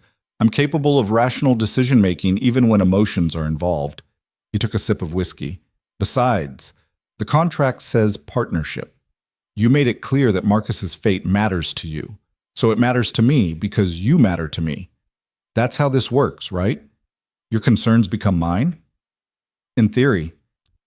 She studied him across the table, trying to reconcile this thoughtful, compromising version of Adrian with the man who'd controlled every aspect of her previous life. It's going to take me a while to trust this, to believe you're actually changing and not just performing change until I'm committed enough that you can revert to old patterns. I know. Adrian's voice was quiet. That's fair. I spent 6 months training you to expect control and restriction. It'll take longer than a few days to undo that conditioning. All I can do is show you, consistently, that I'm trying, and hope that eventually the evidence outweighs your reasonable skepticism. The main course arrived, perfectly cooked salmon with roasted vegetables, plated like art. Eliza ate mechanically, her mind elsewhere. This version of Adrian was harder to resist than the controlling one. The man who admitted his anger but chose not to act on it, who acknowledged her skepticism as reasonable, who framed their partnership as something he had to earn rather than something owed to him. That man was dangerous to her carefully maintained emotional distance. "Tell me about your day," Adrian said suddenly. "What did you do after you woke up?" Such a normal question. The kind couples asked each other over dinner, sharing the mundane details of separate lives. "I slept until afternoon. Texted Patricia to let her know I was okay. Ate lunch in my rooms. Explored the quarters. Tested the internet access. Read some articles about you that painted you as everything from a philanthropist to a monster." "Which articles did you believe?" "The ones that said you were both." She met his eyes. "You're not a simple villain, Adrian. You do terrible things for complex reasons. You've built an empire on activities that hurt people, but you also use that wealth to fund hospitals and scholarships. You're ruthless in business, but gentle with me when you think I'm not watching. The contradictions make you harder to hate than I'd like." "Would it be easier if I were purely monstrous?" "Much easier." She managed a small smile. "Black and white morality is simpler than navigating all this gray area." "Welcome to my world. Nothing is ever simple. Every decision has consequences that ripple in directions you can't predict, and the only certainty is that someone will judge you for whatever choice you make." Adrian's voice held a weariness she'd never heard before. "I stopped trying to be good years ago. Now I just try to be effective and hope that the good I do balances some of the harm." "Does it? I have no idea. Ask me again in 20 years when we can look back and see what kind of world we've built for our child." Our child. The casual possessiveness in those words should have irritated her, but instead Eliza felt something else, a kind of tentative hope that maybe, possibly, they could actually build something functional out of this mess. Not love in the traditional sense. That might never be possible, given how they'd started, but partnership, mutual respect, co-parenting that gave their child stability, even if the parents' relationship remained complicated. Dessert was the chocolate mousse she'd had at lunch, and Eliza ate it slowly, savoring the rich sweetness. Across from her, Adrian watched with an expression that might have been contentment if she believed he was capable of such simple emotions. "I'd like to show you something," he said when they'd both finished. "If you're willing. It requires going to my office, which I know is asking you to enter my space, but I'll go." The interruption surprised them both. But Eliza was curious what Adrian wanted to show her, what required his private office rather than the neutral ground of the dining room. They walked through quiet hallways together, past staff who nodded respectfully, and security who tracked their movement with professional detachment. Adrian's office was in the West Wing, a room Eliza had never been invited to before. He unlocked it and gestured her inside. The space was exactly what she'd expected: dark wood furniture, leather chairs, walls lined with books, and what she suspected were hidden safes. But what caught her attention was the architect's model dominating the center of his desk. "The nursery," Adrian explained, moving to stand beside it. 3 different design options. I wanted your input before we proceeded with any of them." The models were exquisite, each showing a different vision of their child's future room. One was traditional: white furniture, soft colors, classic decorations. Another was modern: clean lines, minimalist design, neutral tones. The third was whimsical: hand-painted murals, creative storage, a space that encouraged imagination.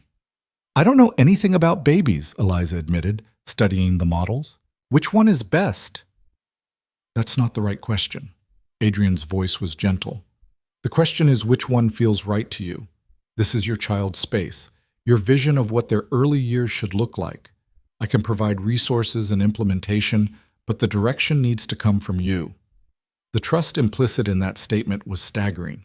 He was giving her control over something that mattered, letting her shape their child's environment without his input. It was a small thing in the grand scheme of their complicated relationship, but it felt like another brick in the foundation of actual partnership. "The whimsical one," she said finally. "I want our baby to grow up with color and creativity, to see their room as a place of joy, not just expensive furniture. Is that okay?"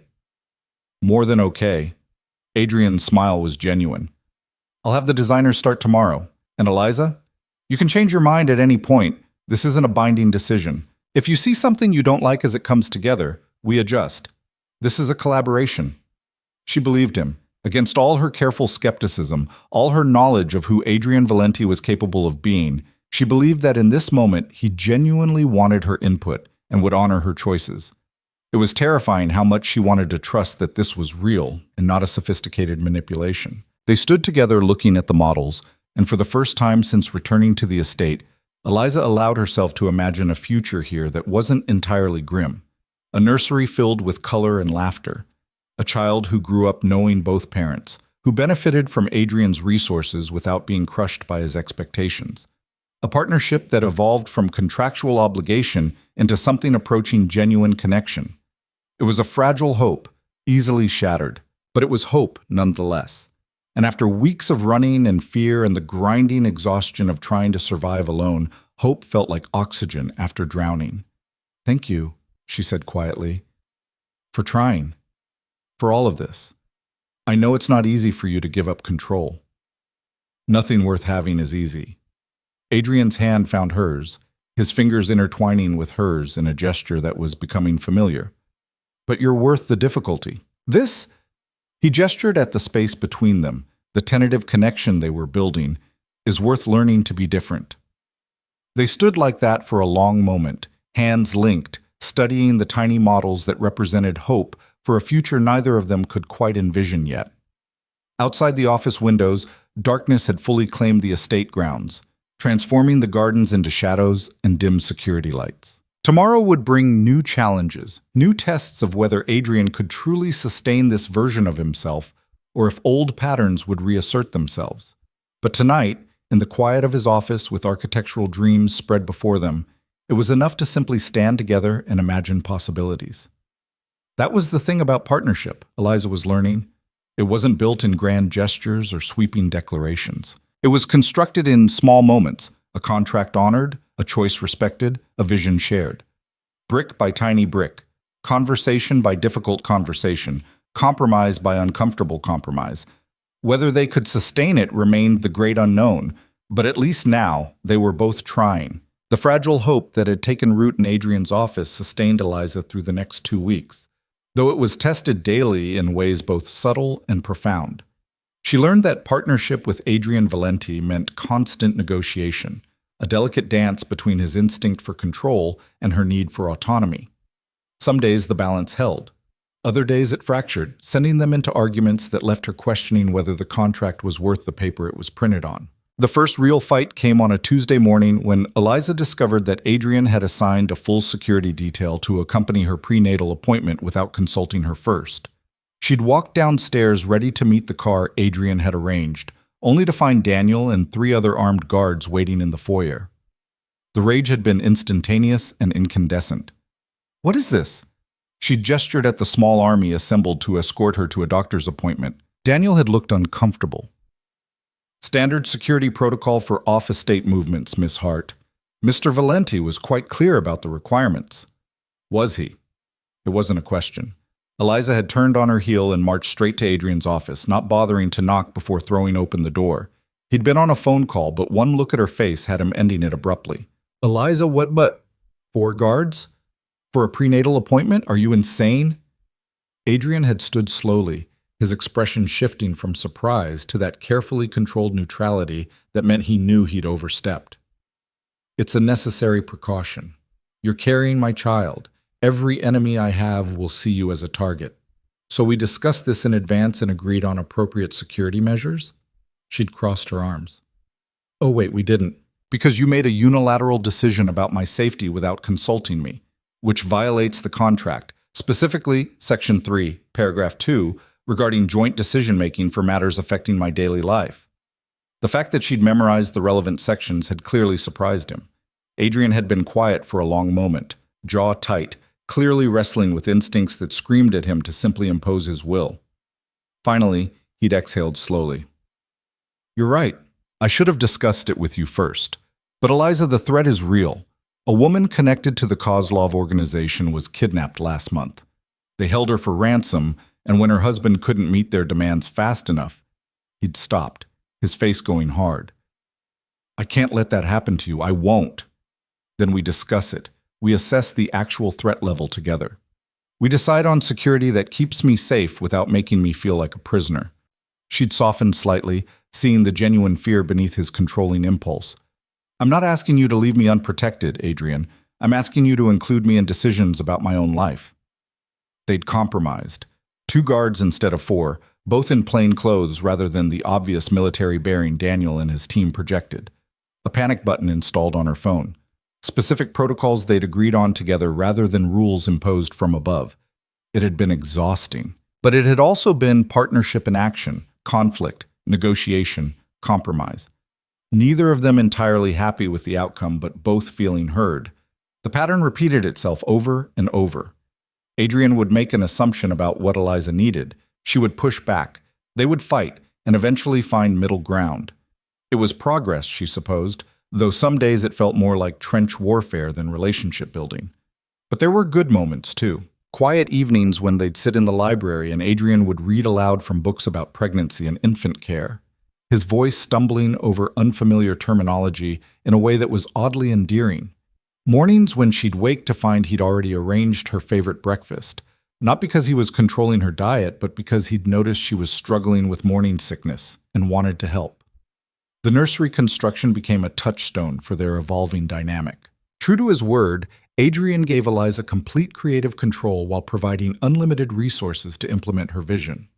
She'd worked with the designers daily, choosing paint colors and furniture, debating the merits of different cribs and changing tables.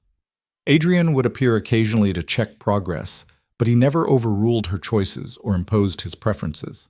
"It's perfect," he'd said one afternoon, standing in the nearly complete space. The walls were painted in soft sage green with hand-painted white clouds. A reading nook nestled by the window, filled with books for every age. The crib was elegant but sturdy, surrounded by whimsical artwork that depicted forests and friendly animals. "You think so?" Eliza had touched the mobile hanging above the crib, hand-carved wooden birds that spun gently in the air currents. "It's not too much?" "It's exactly right. A space for our child to feel safe and loved and free to imagine." He'd move closer, placing his hand over hers on the mobile. "You're going to be an incredible mother." The certainty in his voice had made her throat tight. "You don't know that." "I don't know the first thing about raising a child." "Neither do I. But I know you. I've watched you care about people, Patricia at the cafe, the other waitresses at Romano's, even Marcus, despite the professional boundaries.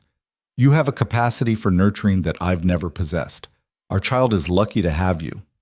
It was moments like that, genuine, vulnerable, stripped of Adrian's usual armor, that made Eliza question her own emotional defenses. She'd spent weeks telling herself this was a practical arrangement, a partnership built on contract rather than feeling. But the truth was more complicated. She was starting to care about Adrian in ways that went beyond co-parenting necessity. Starting to see the man he might have been if he'd been born into different circumstances, the version of himself he was trying to become for her and their child. It was terrifying. The wedding planning forced them into even closer collaboration. True to their agreement, they kept it small, just 30 guests in the estate gardens on a Saturday afternoon 6 weeks after Eliza's return. She'd chosen a simple dress, elegant ivory silk that accommodated her growing belly without advertising the pregnancy. No veil, no train, nothing that screamed traditional bride, just her, a dress, and the sapphire engagement ring that had started to feel natural on her finger. The night before the wedding, Eliza stood at the window of her private quarters, watching security lights patrol the grounds. Tomorrow she would marry Adrian Valenti, legally bind herself to a man who'd been both her captor and her lover, who represented everything dangerous and everything she'd somehow come to need. A knock at the door interrupted her spiraling thoughts. She opened it to find not Adrian, they'd agreed to spend the night apart, one small nod to tradition, but Marcus, holding a small envelope. "This arrived for you, Miss Hart. Courier delivered it to the gate with specific instructions it was for your eyes only." Eliza took the envelope with trembling fingers. Her name was written in handwriting she didn't recognize, no return address, just her name and the estate's address. Inside was a single photograph and a note written in block letters. "He'll never change. Ask him about Elena Rostova. Save yourself while you still can." The photograph showed Adrian, younger, maybe 5 years ago, standing with a beautiful dark-haired woman. They were laughing together, his arm around her waist, both looking genuinely happy. On the back, someone had written, Elena Rostova, missing since 2021, last seen entering the Valenti estate. Eliza's blood turned to ice. Elena Rostova, missing since 2021, last seen with Adrian. Miss Hart? Marcus's voice seemed to come from very far away. Are you all right? You've gone pale. Who delivered this? She forced the words through numb lips. Anonymous courier service. Young kid on a bike, paid cash, gave no name. I can try to track. No. Eliza closed the envelope quickly. It's nothing. Just a friend sending congratulations. Thank you, Marcus. He didn't believe her. She could see the concern in his eyes. But he nodded and left. Alone again, Eliza stared at the photograph, her mind racing. Who was Elena Rostova?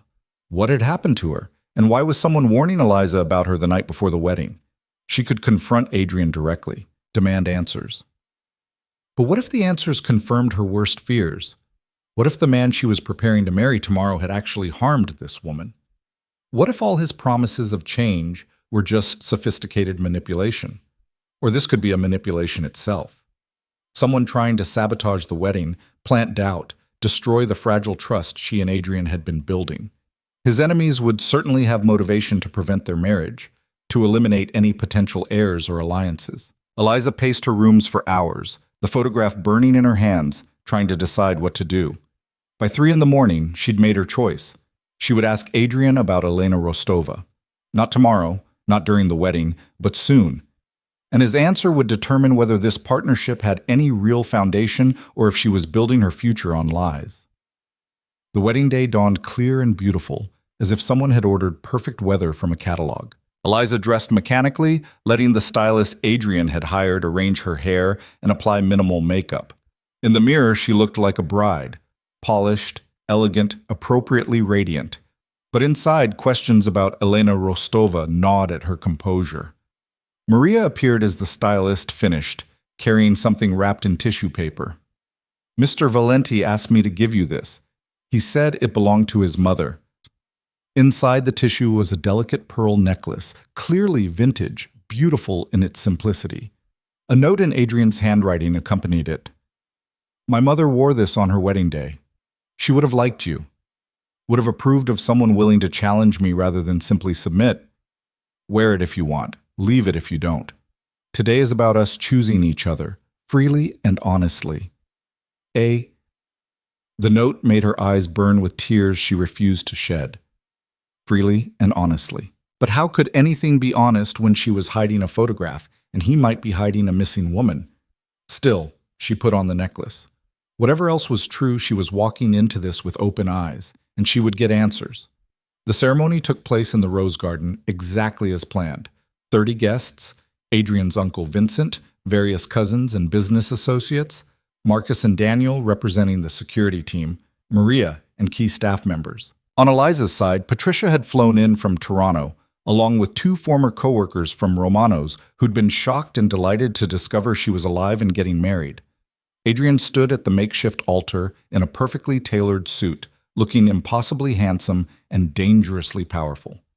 When Eliza walked toward him, his expression transformed, all his careful control dropping away to reveal something raw and real.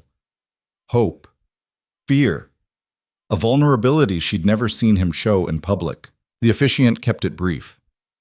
No lengthy speeches about love conquering all or 2 souls becoming one. Just the essential words, the binding promises, the exchange of rings. When Adrian slid the wedding band onto her finger, white gold to match the sapphire engagement ring, his hands shook slightly. I promise to try, he said quietly, off script, meant only for her ears. Every day, to be the partner you deserve instead of the jailer I was.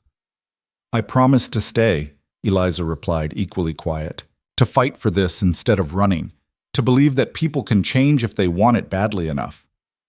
You may kiss the bride. Adrian's kiss was gentle, reverent, nothing like the passionate claims she'd experienced before.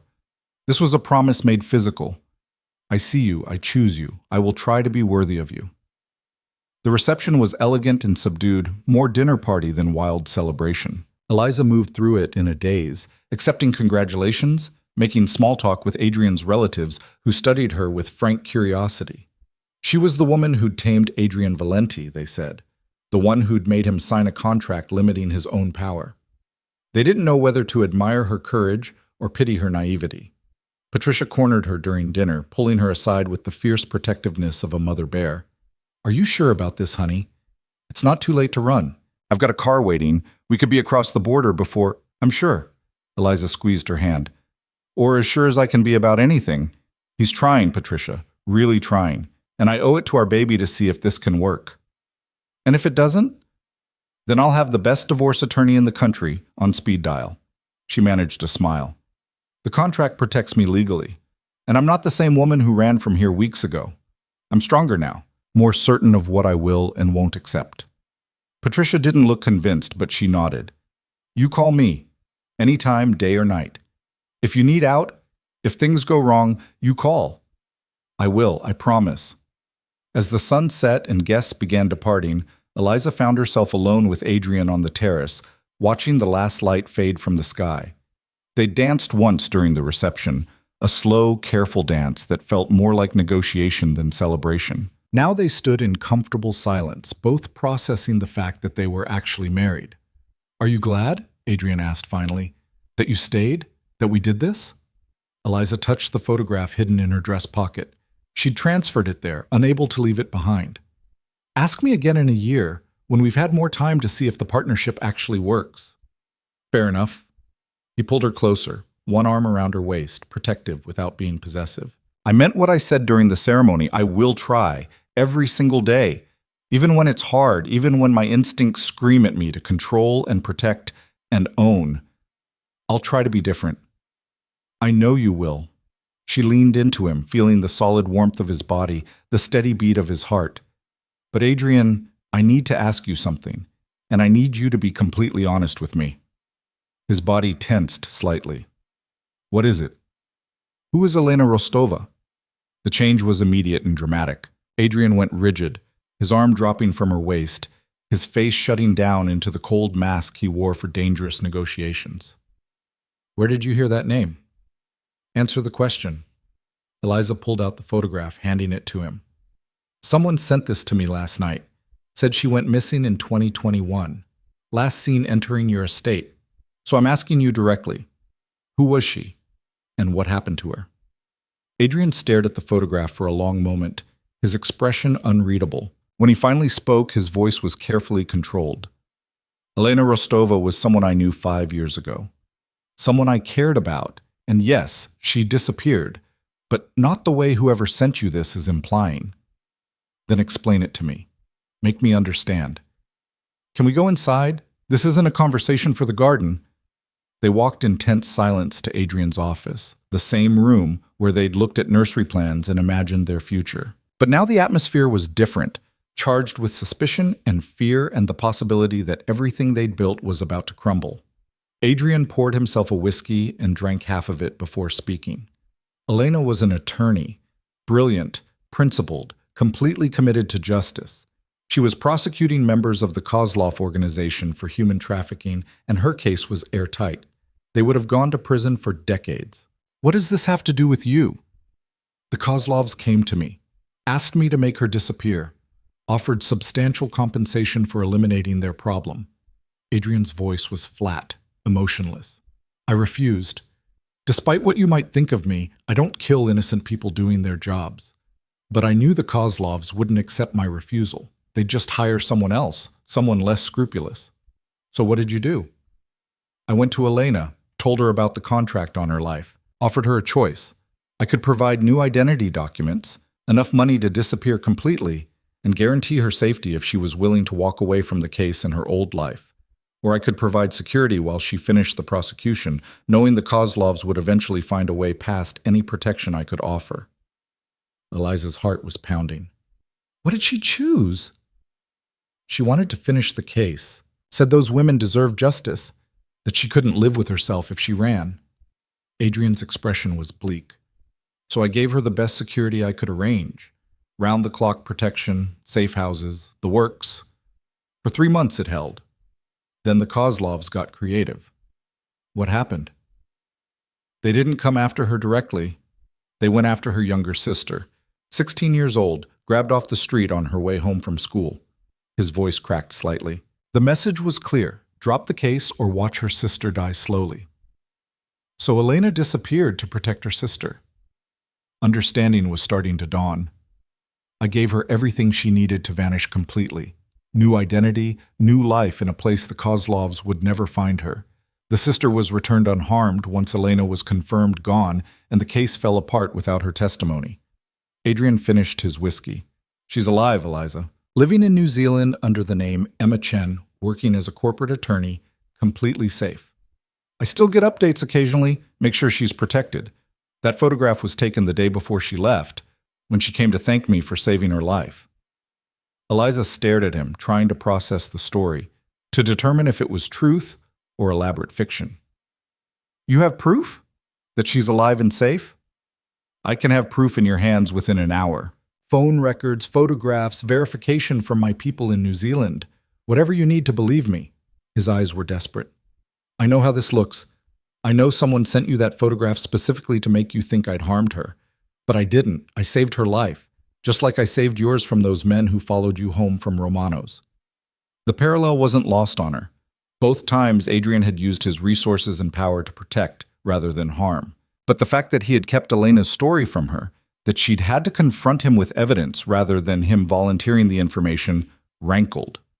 Why didn't you tell me about her before? Eliza asked. If this is as innocent as you say. Because it wasn't relevant.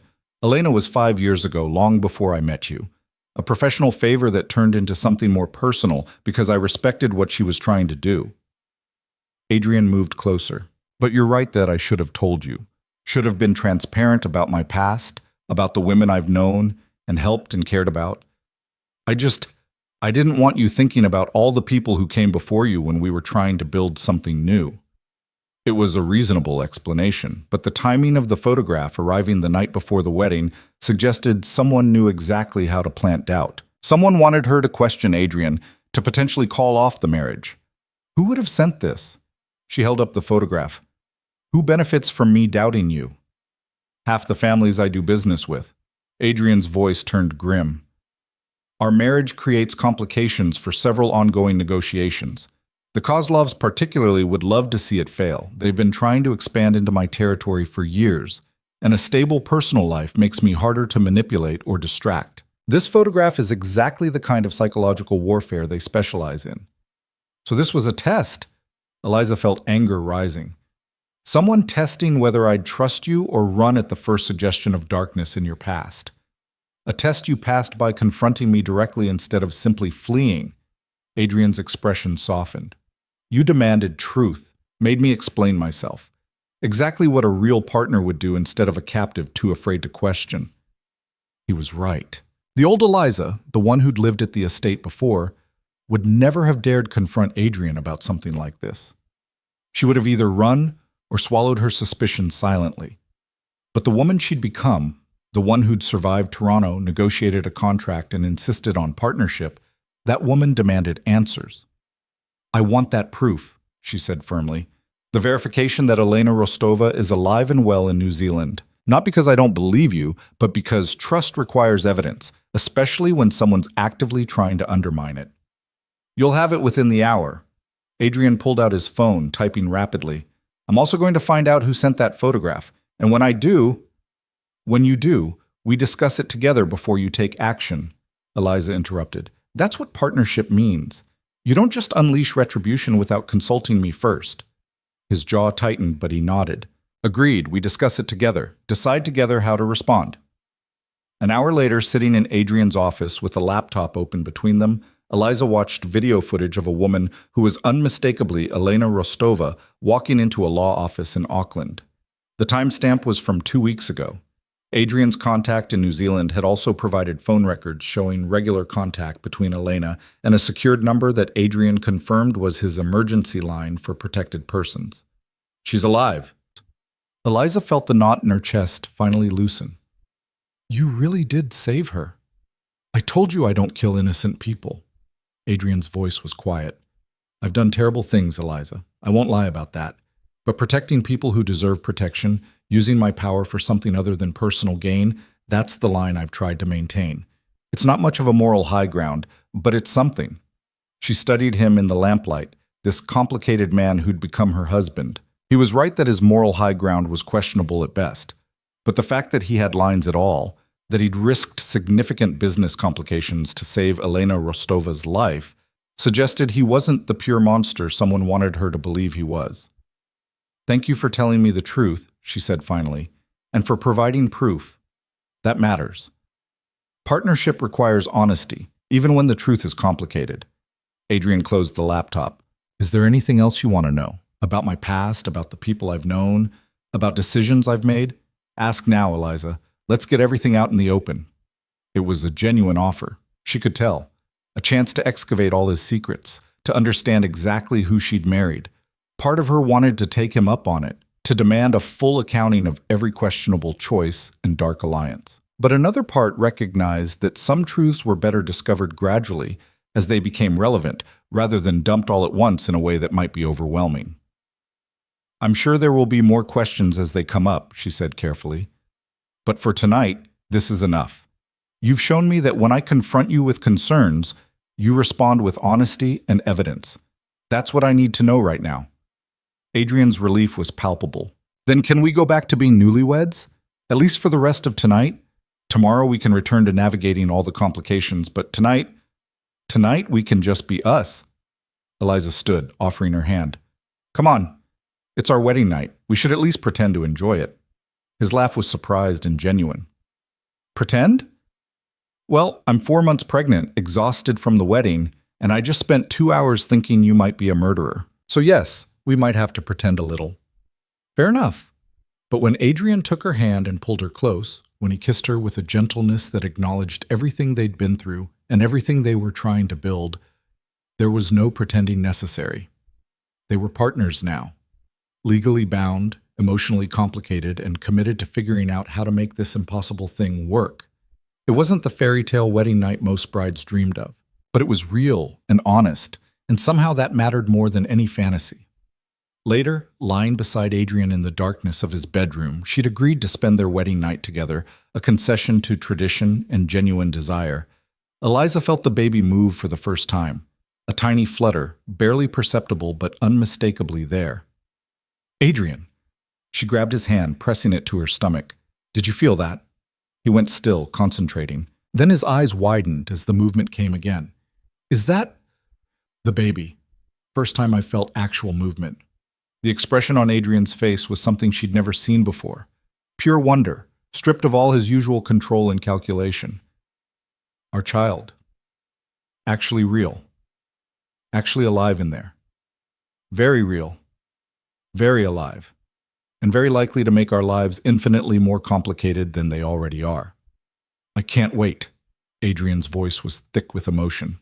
"I know that's insane given everything we're still figuring out, but I genuinely can't wait to meet this person, to see what combination of you and me they turn out to be." Eliza thought about the contract clause they'd negotiated, the promise that their child would have freedom to choose their own path. They're going to be so loved. Whatever else happens, whatever complications we face, they'll be loved. Loved and protected and free to become whoever they want to be. Adrian's hand remained on her stomach, feeling for more movement. "That's the promise. To them and to you." As sleep finally claimed her, Eliza's last conscious thought was that partnership was messy and difficult and required constant vigilance. But lying there with Adrian's hand on her growing belly, feeling their child move between them, she thought maybe it was also worth every complicated moment. The photograph of Elena Rostova remained in her nightstand drawer, not forgotten, but filed away as evidence that when tested, Adrian had chosen truth over evasion. It was a small thing, but small things accumulated into foundations, and foundations supported everything that came after. Tomorrow would bring new tests, new chances for Adrian to prove himself or revert to old patterns, new opportunities for her to choose trust or retreat into protective skepticism. But tonight, they'd passed one test together, and that was enough to build on. The foundation they'd built on their wedding night would be tested sooner than either of them expected. 3 weeks later, on a Thursday morning when Eliza was 20 weeks pregnant and finally starting to believe the partnership might actually survive, everything nearly fell apart. She woke to find Adrian's side of the bed empty and cold. Not unusual. He often rose early for business calls with contacts in different time zones, but something felt wrong. The air in the bedroom carried a tension she'd learned to recognize, the electric charge that preceded violence in Adrian's world. Eliza dressed quickly and found Marcus waiting outside her door, his expression grim. "Miss Hart, Mrs. Valenti. Mr. Valenti asked me to inform you that there's been a situation. He's handling it, and you're to remain in your quarters until further notice." The old commands, issued without consultation. Eliza felt her spine stiffen. What kind of situation? "I'm not at liberty to say, but he was very clear that your safety requires—" "Where is he, Marcus?" The security chief hesitated, clearly torn between orders and the partnership contract he knew existed. "The West Wing conference room. But Mrs. Valenti, he specifically said, 'I'm going to see my husband. You can either escort me or follow me, but I'm going.'" She moved past him before he could object further. The West Wing conference room was one Eliza had never entered before, deep in the parts of the estate where Adrian conducted his actual business rather than the sanitized version he'd tried to keep her separate from. 2 guards stood outside the door, and she could hear raised voices from within, Adrian's controlled fury and another man's desperate pleading. "Let me through," she told the guards. They exchanged uncertain glances. "Ma'am, Mr. Valenti gave strict orders. I'm his wife. I outrank his orders." It was a gamble, testing whether the contract actually gave her authority or if Adrian's word still superseded everything. "Open the door." After a moment's hesitation, they did. The scene inside stopped Eliza cold. Adrian stood over a man bound to a chair, blood trickling from the captive's split lip. Daniel and 2 other security team members flanked the prisoner, their expressions professionally blank. The walls were covered with photographs and documents, surveillance images, financial records, and what looked like intercepted communications. Adrian turned when the door opened, his face transitioning rapidly from cold fury to shock to something that might have been fear. "Eliza, you shouldn't be here." Marcus said there was a situation. She kept her voice steady despite the racing of her heart. "What's going on?" The man in the chair looked up, and Eliza recognized him with a jolt. Viktor Kozlov, one of the mid-level operators in the organization that had sent Elena Rostova the death threat years ago. She'd seen his photograph in the documents Adrian had shown her, memorized his face as one of the people who represented genuine danger to their family. "We caught him on the grounds," Adrian said, his voice carefully controlled. "He breached security at 3 this morning, had a weapon, surveillance equipment, and this." He held up a small vial filled with clear liquid. "Enough poison to contaminate the entire water supply. Targeting you specifically, your private quarters, the nursery plumbing. He was going to kill you and our child slowly, make it look like pregnancy complications." The room tilted. Eliza grabbed the doorframe for support, her free hand instinctively moving to her stomach. "He was going to poison me?" "The Kozlovs have been trying to undermine me for months. First the photograph of Elena, trying to destroy our marriage before it solidified. When that failed, they escalated." Adrian's voice was ice. "Victor here was quite informative once we explained his options. The plan was to eliminate you and the baby, destabilize me emotionally, create an opening for them to move on my territory while I was grieving and distracted." Victor spat blood onto the floor. "You think you're untouchable, Valenti? You think marrying some waitress and playing house makes you something other than what you are? You're a monster, and eventually someone will put you down like—" Adrian's fist connected with Victor's jaw before he could finish the sentence. The sound of impact was sickening. "You came onto my property, threatened my wife, plotted to murder my unborn child. And you think you have standing to lecture me about morality?" "Adrian." Eliza's voice cut through the violence. "Stop!" He froze, fist raised for another blow, every muscle in his body coiled with rage. For a long moment, he didn't move. Then slowly, with a visible effort, he lowered his hand and stepped back from the prisoner. "Everyone out," Eliza said quietly.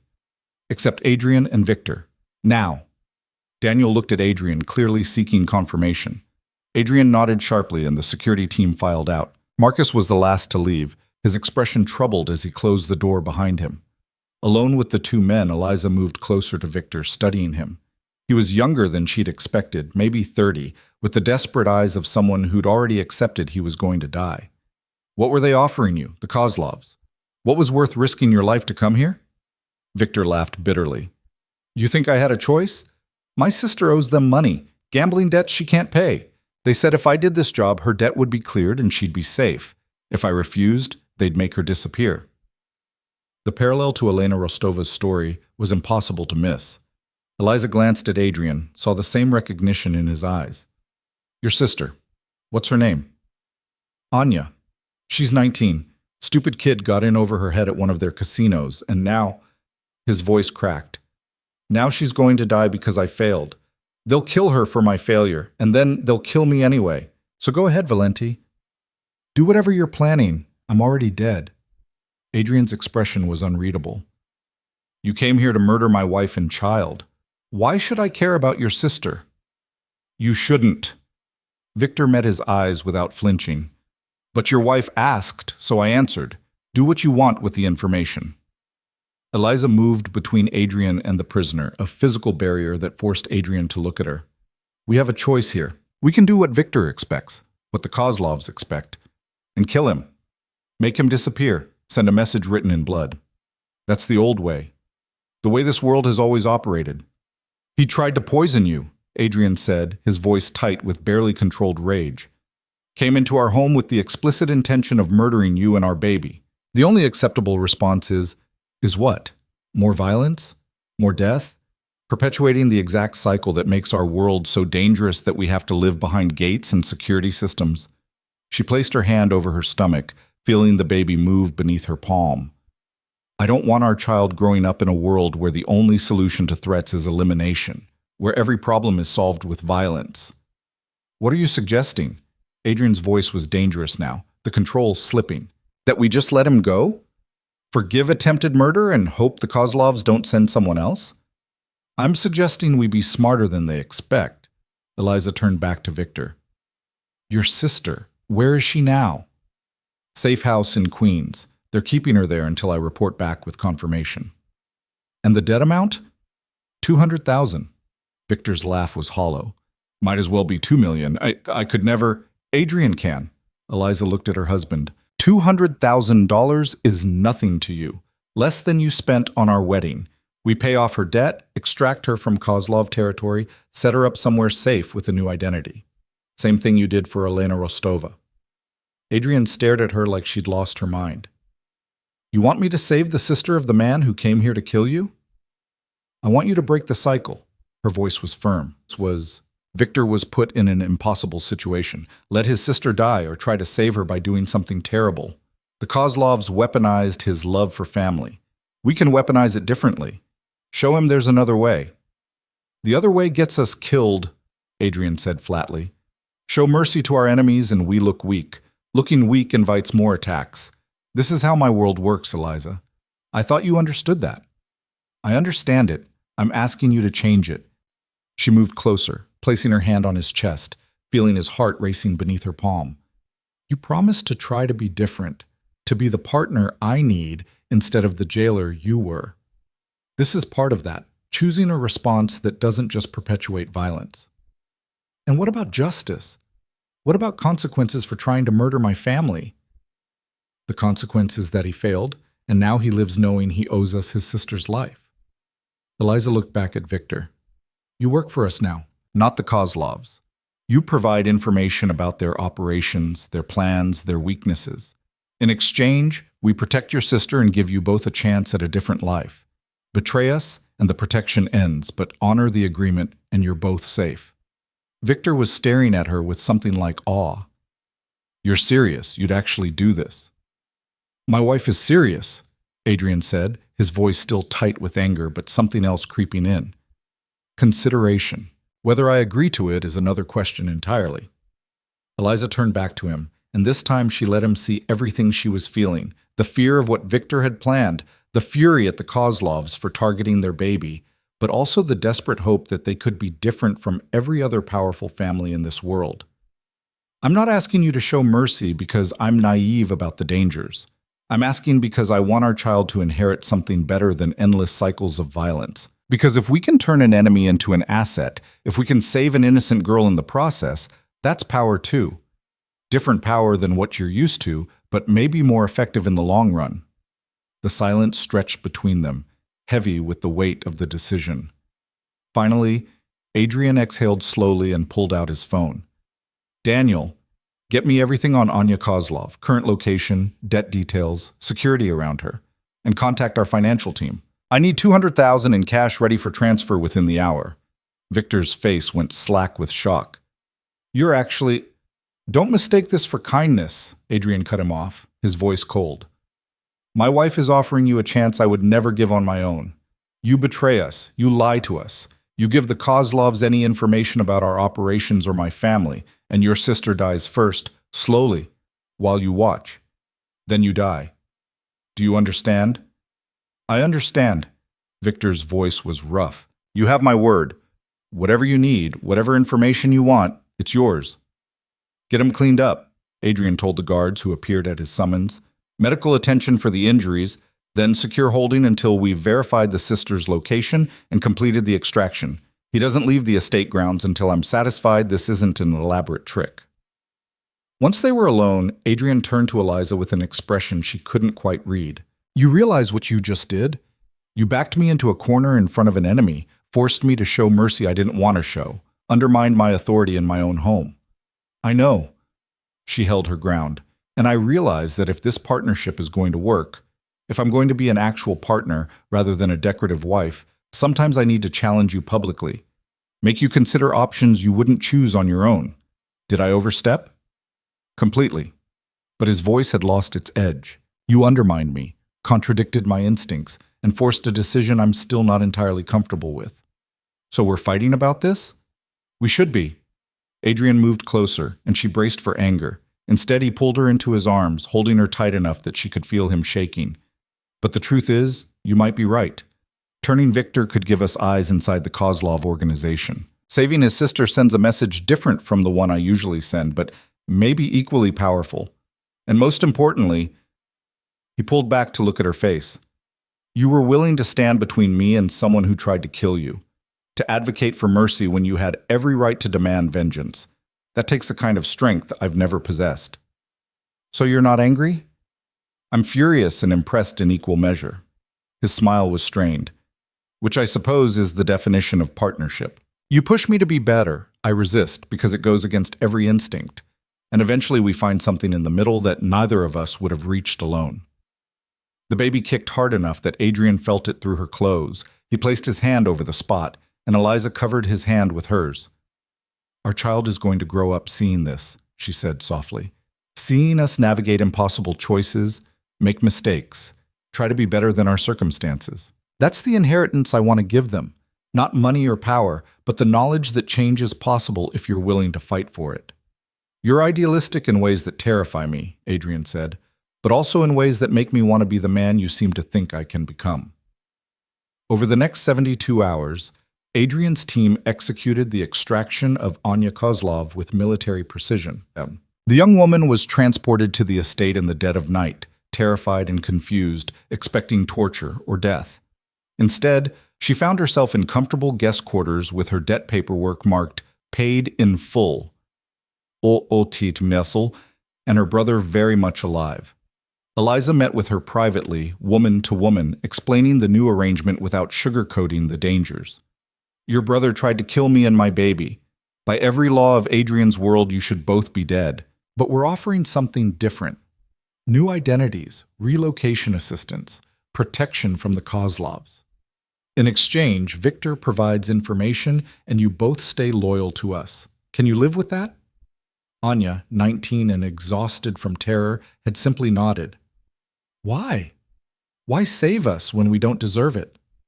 Because cycles have to break somewhere. And I'd rather my child grow up knowing their parents chose mercy when they could have chosen vengeance. Eliza had touched her stomach. Plus, your brother was in an impossible situation. The Kozlovs made him choose between you and us. We're making it possible for him to choose differently.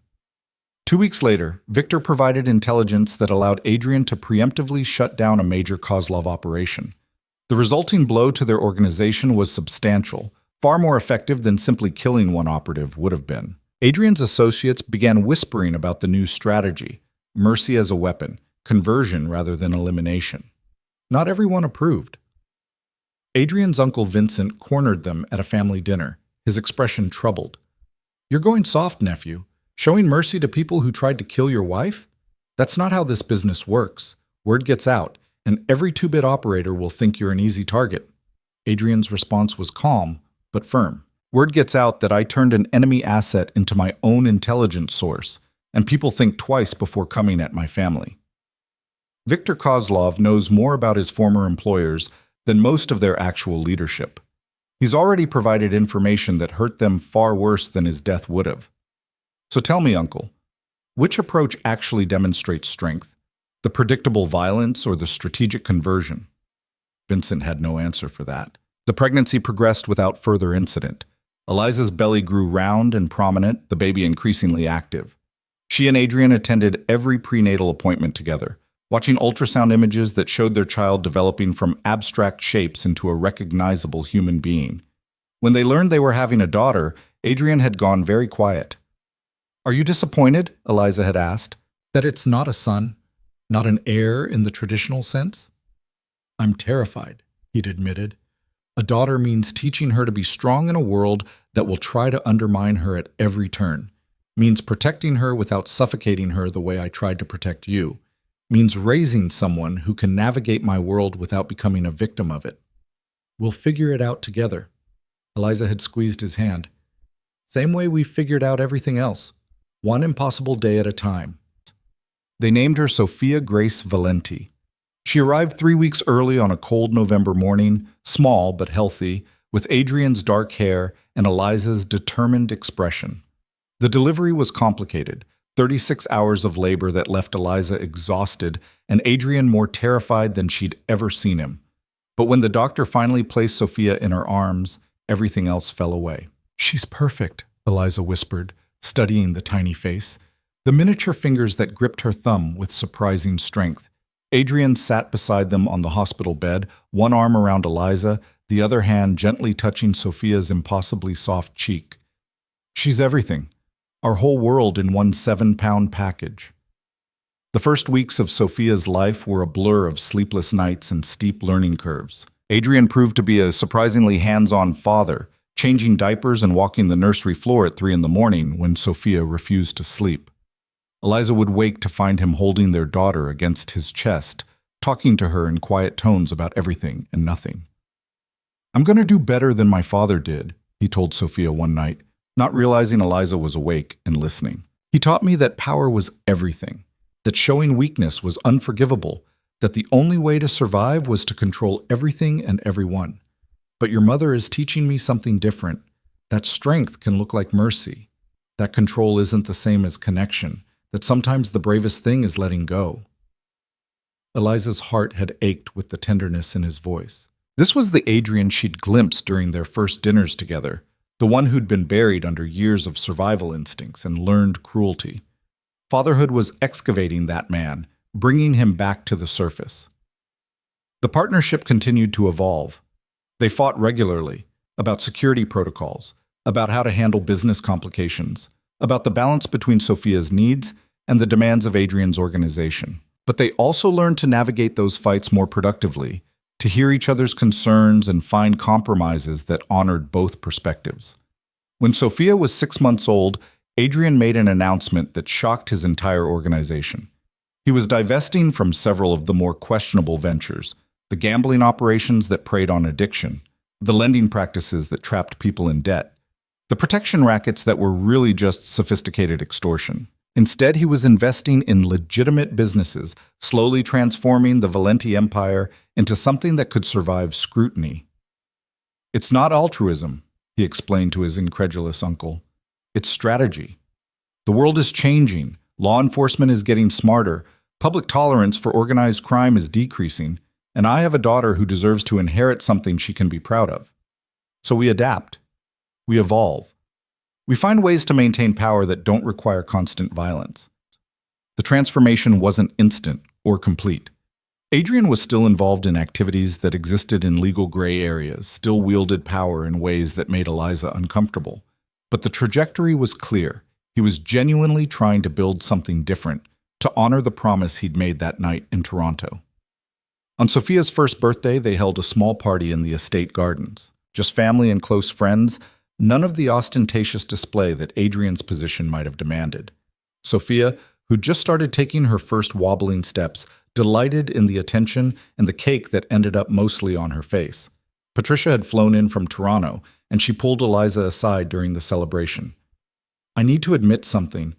When you went back to him, when you chose to try partnership instead of running, I thought you were making a terrible mistake. I thought he'd revert to his old patterns, and you'd end up trapped again." "And now?" Eliza watched Adrian across the garden, holding Sophia while she grabbed for the balloons tied to his wrist. "Now I think I underestimated both of you. He's actually changing, and you're actually strong enough to keep pushing him to be better." Patricia's smile was warm. "I'm sorry I doubted you." "Don't apologize. You were being protective. And honestly, I wasn't sure it would work either." Eliza touched the sapphire ring on her finger, the symbol of promises made and mostly kept.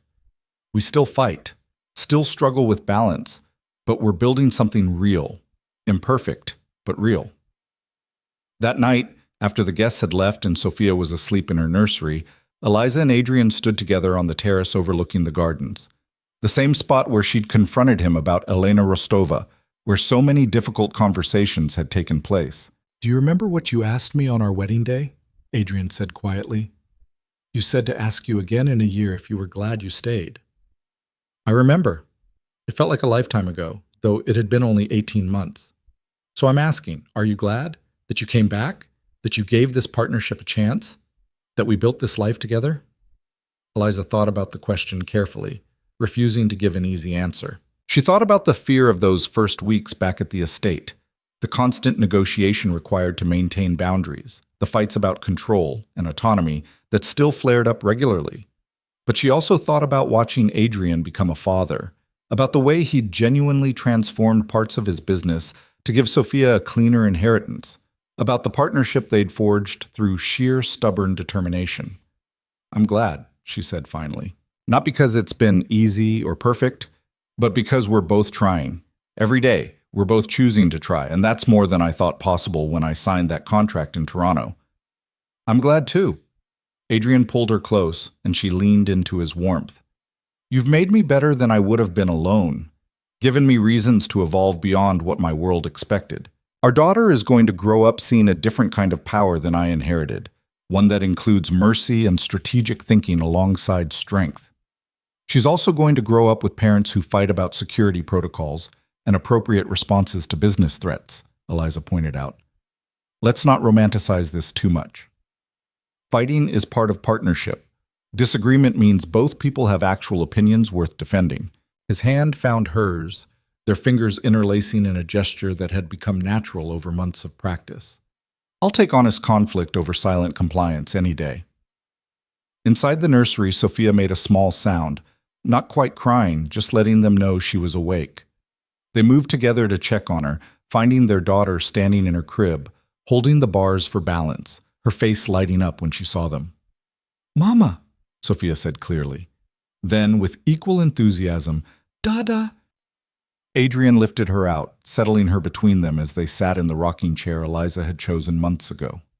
Sophia curled against her father's chest, already drifting back toward sleep, secure in the knowledge that she was safe and loved. "This is what I was fighting for," Eliza said softly, watching her daughter's eyes flutter closed. "This exact moment. A family that's complicated and imperfect but genuine, where a child can grow up knowing both parents, seeing them navigate difficulties together, learning that love doesn't mean control." "She's going to have choices we never did," Adrian agreed. "When she's old enough, she'll know the truth about my business, about how we started, about everything. And then she gets to decide what kind of life she wants. That's the promise. Complete honesty and complete freedom to choose her own path." It was a revolutionary concept in Adrian's world, where children were groomed from birth to take over family operations. But it was also the foundation of the partnership they'd built: honesty, choice, the freedom to decide rather than having decisions imposed. The months continued to unfold in patterns of growth and challenge. Viktor Kozlov proved to be an invaluable asset, providing intelligence that allowed Adrian to stay 3 steps ahead of his competitors. The Kozlov organization itself began to crumble under the weight of strategic hits based on insider information, their power fragmenting without the dramatic warfare that would have resulted from Adrian's old approach. Other families in Adrian's world took notice of the new strategies.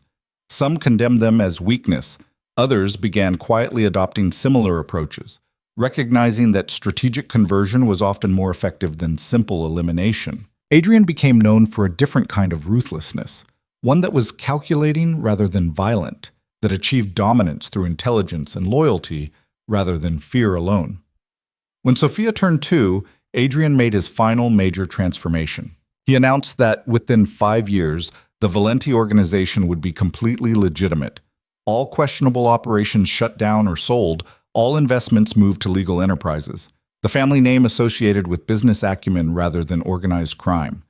The decision cost him. Several key associates left, unwilling to abandon the old ways.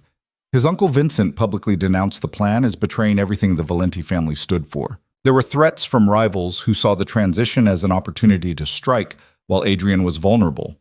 But there were also unexpected allies, families who'd been looking for an exit strategy from increasingly dangerous operations.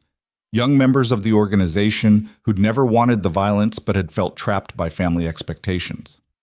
Even some law enforcement officials who quietly approved of Adrian's stated goals, even if they remained skeptical about his methods. Through it all, Eliza stood beside him, offering support and perspective in equal measure. When he was ready to abandon the whole plan after a particularly vicious criticism from old allies, she'd reminded him why it mattered. When he pushed too hard and alienated potential partners, she'd helped him find more diplomatic approaches. The partnership they'd negotiated in that Toronto hotel room had become the foundation for transforming an entire organization. On their 5th wedding anniversary, Adrian presented Eliza with a gift that made her cry. It was a legal document, official papers showing that the Valenti organization had achieved full legitimacy. Every questionable operation had been divested or transformed. The family business now consisted of real estate development, technology investments, and a foundation dedicated to helping people escape situations like Elena Rostova's, like Victor and Anya's. "You did it," Eliza whispered, reading through the documentation. "You actually transformed everything." "We did it," Adrian corrected. "None of this happens without you pushing me, challenging me, refusing to accept that things had to stay the way they'd always been. You're the one who insisted change was possible. I just followed your lead." Sofia, now 5 years old and startlingly perceptive, chose that moment to run into the room waving a drawing she'd made. "Mama, Dada, look! I made us a picture." The drawing showed 3 stick figures holding hands in front of a house. Simple, childish, perfect. Sofia had drawn her family exactly as she saw them, together, equal, connected. "It's beautiful, sweetheart," Eliza said, pulling her daughter into a hug. "Just like you." "Are you happy, Mama?" Sofia asked with the directness of childhood. "Dada says you used to be sad sometimes, but now you smile more." Eliza looked at Adrian over their daughter's head, seeing the man he'd become reflected in his eyes. Not perfect, he still struggled with control, still reverted to old patterns under stress, still made decisions that required negotiation and compromise, but genuinely transformed from the person who'd kept her prisoner 5 years ago. "I'm happy," she said honestly. "It took a lot of work to get here, and we still have to work every day to keep it. But yes, sweetheart, I'm happy." Sofia seemed satisfied with this answer and ran off to add more drawings to her collection. Alone again, Eliza and Adrian stood together in the quiet of the library, surrounded by books and memories, and the life they'd built through sheer stubborn determination. "I never thanked you," Adrian said suddenly, "for coming back that night in Toronto, for signing the contract and giving me a chance to prove I could change. You could have run forever, could have raised Sofia alone, could have chosen safety over the risk of trying to build something with me. But you didn't." "I came back because I wanted to believe people could change," Eliza replied. "And because our daughter deserved to know her father, but also—" She paused, searching for the right words. Also because even when you were at your worst, there was something in you that recognized your behavior was wrong. You prepared that contract before you even knew if I'd agree to return. That told me you understood partnership wasn't just a word, but a genuine commitment to being different. The contract saved us, Adrian acknowledged. Having it in writing, having specific terms we'd agreed to, it gave us both something concrete to reference when things got hard. Structure for the chaos of trying to transform a relationship built on such broken foundations. We should update it, Eliza suggested. Add new terms now that we've learned more about how partnership actually works in practice. Make it evolve the way we have. They spent the evening doing exactly that, sitting together at Adrian's desk, revising the contract that had governed their marriage for 5 years. They added clauses about co-parenting decisions for Sophia, removed restrictions that were no longer necessary as trust had grown, formalized the business partnership they'd developed as Eliza had become increasingly involved in the legitimate ventures Adrian was building. By the time they finished, the document had transformed from a defensive treaty designed to prevent Adrian's worst impulses into a genuine partnership agreement between equals. It acknowledged their different strengths and perspectives while committing both of them to continued growth and change. We should renew our vows, Adrian said suddenly. Not a big ceremony, just us and Sophia and whoever matters most, but a conscious recommitment to partnership, to the people we've become instead of the people we were. The idea resonated immediately. The Rose Garden again, where we first made these promises. But this time without all the fear and uncertainty, this time knowing exactly what we're committing to. They held the renewal ceremony 6 weeks later on a perfect spring morning. Sophia served as flower girl and ring bearer, taking her duties with intense 5-year-old seriousness. Patricia was there, along with Marcus and Daniel and Maria, and the handful of people who'd witnessed their evolution from captor and captive to genuine partners. The vows they spoke were nothing like the traditional words from their first wedding. Instead, they'd written their own, honest and specific to the relationship they'd actually built. I promise to continue choosing you, Eliza said, holding Adrian's hands, their daughter standing between them. Not because a contract requires it, or because circumstances trap me, but because the person you've become is someone I genuinely want to build a life with. I promise to keep challenging you, pushing you to be better, refusing to accept that change is impossible. And I promise to keep trusting you with the parts of myself I was afraid to share, knowing that partnership requires vulnerability from both of us. Adrian's voice was rough with emotion when he spoke. I promise to keep earning your trust every single day. To remember that partnership means consultation, not control. That protecting you doesn't mean imprisoning you. I promise to keep transforming not just my business, but myself, to be worthy of you and the daughter we're raising together. And I promise to never forget where we started, so I never take for granted how far we've come or how much work it takes to maintain what we've built. When they kissed, Sophia clapped enthusiastically, and the small gathering broke into applause. It was nothing like their first wedding. No elaborate ceremony, no society expectations, no performing for an audience. Just two people genuinely choosing each other after years of learning what that choice actually meant. The reception was casual and joyful, held in the same gardens where Eliza had once planned her escape. But now those gardens represented something different. Not a beautiful prison, but a home she'd chosen to build, a foundation for the family they were creating together. As the sun set and Sophia fell asleep in Adrian's arms, exhausted from excitement, Eliza looked around at the life they'd constructed. The estate that had once felt like a cage now held rooms full of genuine joy. Sophia's nursery with its whimsical decorations, the library where they spent quiet evenings reading together, the office where they collaborated on legitimate business ventures that were actually making positive differences. "What are you thinking?" Adrian asked, noticing her contemplative expression. "That we did it. Against all odds, despite starting from the worst possible foundation, we actually built something real." She touched his cheek, feeling the familiar warmth of his skin. "I ran from here 5 years ago, convinced that freedom and you were mutually exclusive, that I had to choose between safety and autonomy. But we found a third option, partnership that includes both. We created something neither of us could have built alone," Adrian agreed. "I'd still be the person I was, ruthless and isolated and surrounded by enemies, if you hadn't forced me to evolve. And you'd be struggling alone, working yourself to exhaustion, never knowing what we could become together if we were both willing to try. Sophia stirred in his arms, mumbling something about cake and balloons before settling back into sleep. They carried her inside together, Adrian laying their daughter gently in her bed while Eliza pulled the covers up and smoothed her hair. "She's going to have such different choices than we did," Eliza whispered, watching Sophia sleep. "She'll grow up seeing partnership modeled, seeing that people can change, seeing that power doesn't have to mean control or violence. Whatever she chooses to become, it'll be from genuine freedom rather than necessity or family expectation." "That's the greatest gift we can give her," Adrian agreed. "Not wealth or connections or protection, but the example of two people who refused to accept that they were trapped by their circumstances, who fought to build something better." They stood together in Sophia's doorway, watching their daughter sleep, both of them understanding that this was what they'd been fighting for all along. Not perfect love or fairy tale romance, but genuine partnership built through relentless effort. A family constructed from the most unlikely materials, strengthened by every challenge they'd navigated together.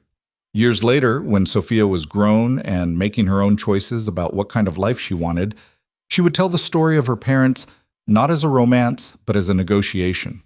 Two people who'd started from the worst possible foundation, control and captivity, and built something extraordinary through sheer stubborn determination to be better than their circumstances required. But that night, standing in their daughter's room with the evidence of their transformed life all around them, Eliza and Adrian simply held each other and felt grateful. Grateful for the contract that had given them structure. Grateful for the conflicts that had forced them to actually communicate.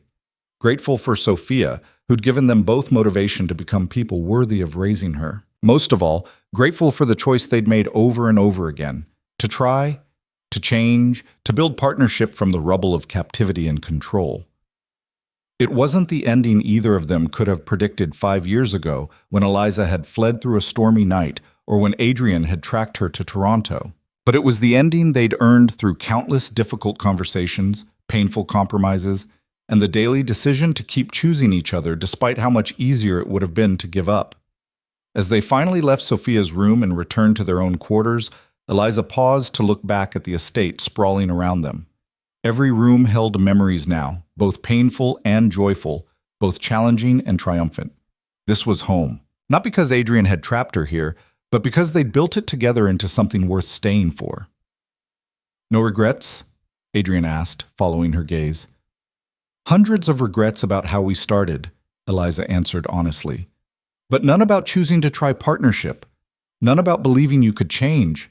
None about building this life with you."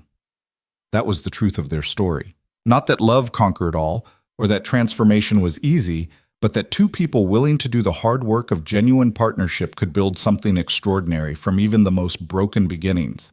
And as they turned off the lights and settled into bed together, hands intertwined, both of them knew that tomorrow would bring new challenges, new negotiations, new opportunities to honor or fail the partnership they'd committed to. But they also knew they'd face those challenges together, as equals, as partners, as two people who'd learned that freedom and connection weren't mutually exclusive. They were the twin foundations of everything worth building. That was enough. More than enough. It was everything they'd fought for and everything they'd become. The story of Eliza and Adrian Valenti wasn't about a woman who fell in love with her captor. It was about two people who'd started from the worst possible foundation and built something genuine through relentless commitment to being better than their circumstances required. It was about partnership as revolution, change as choice, and the radical possibility that even people shaped by violence and control could learn different ways of being if they wanted it badly enough. And in the end, they'd wanted it, both of them, every single day. That was what made all the difference.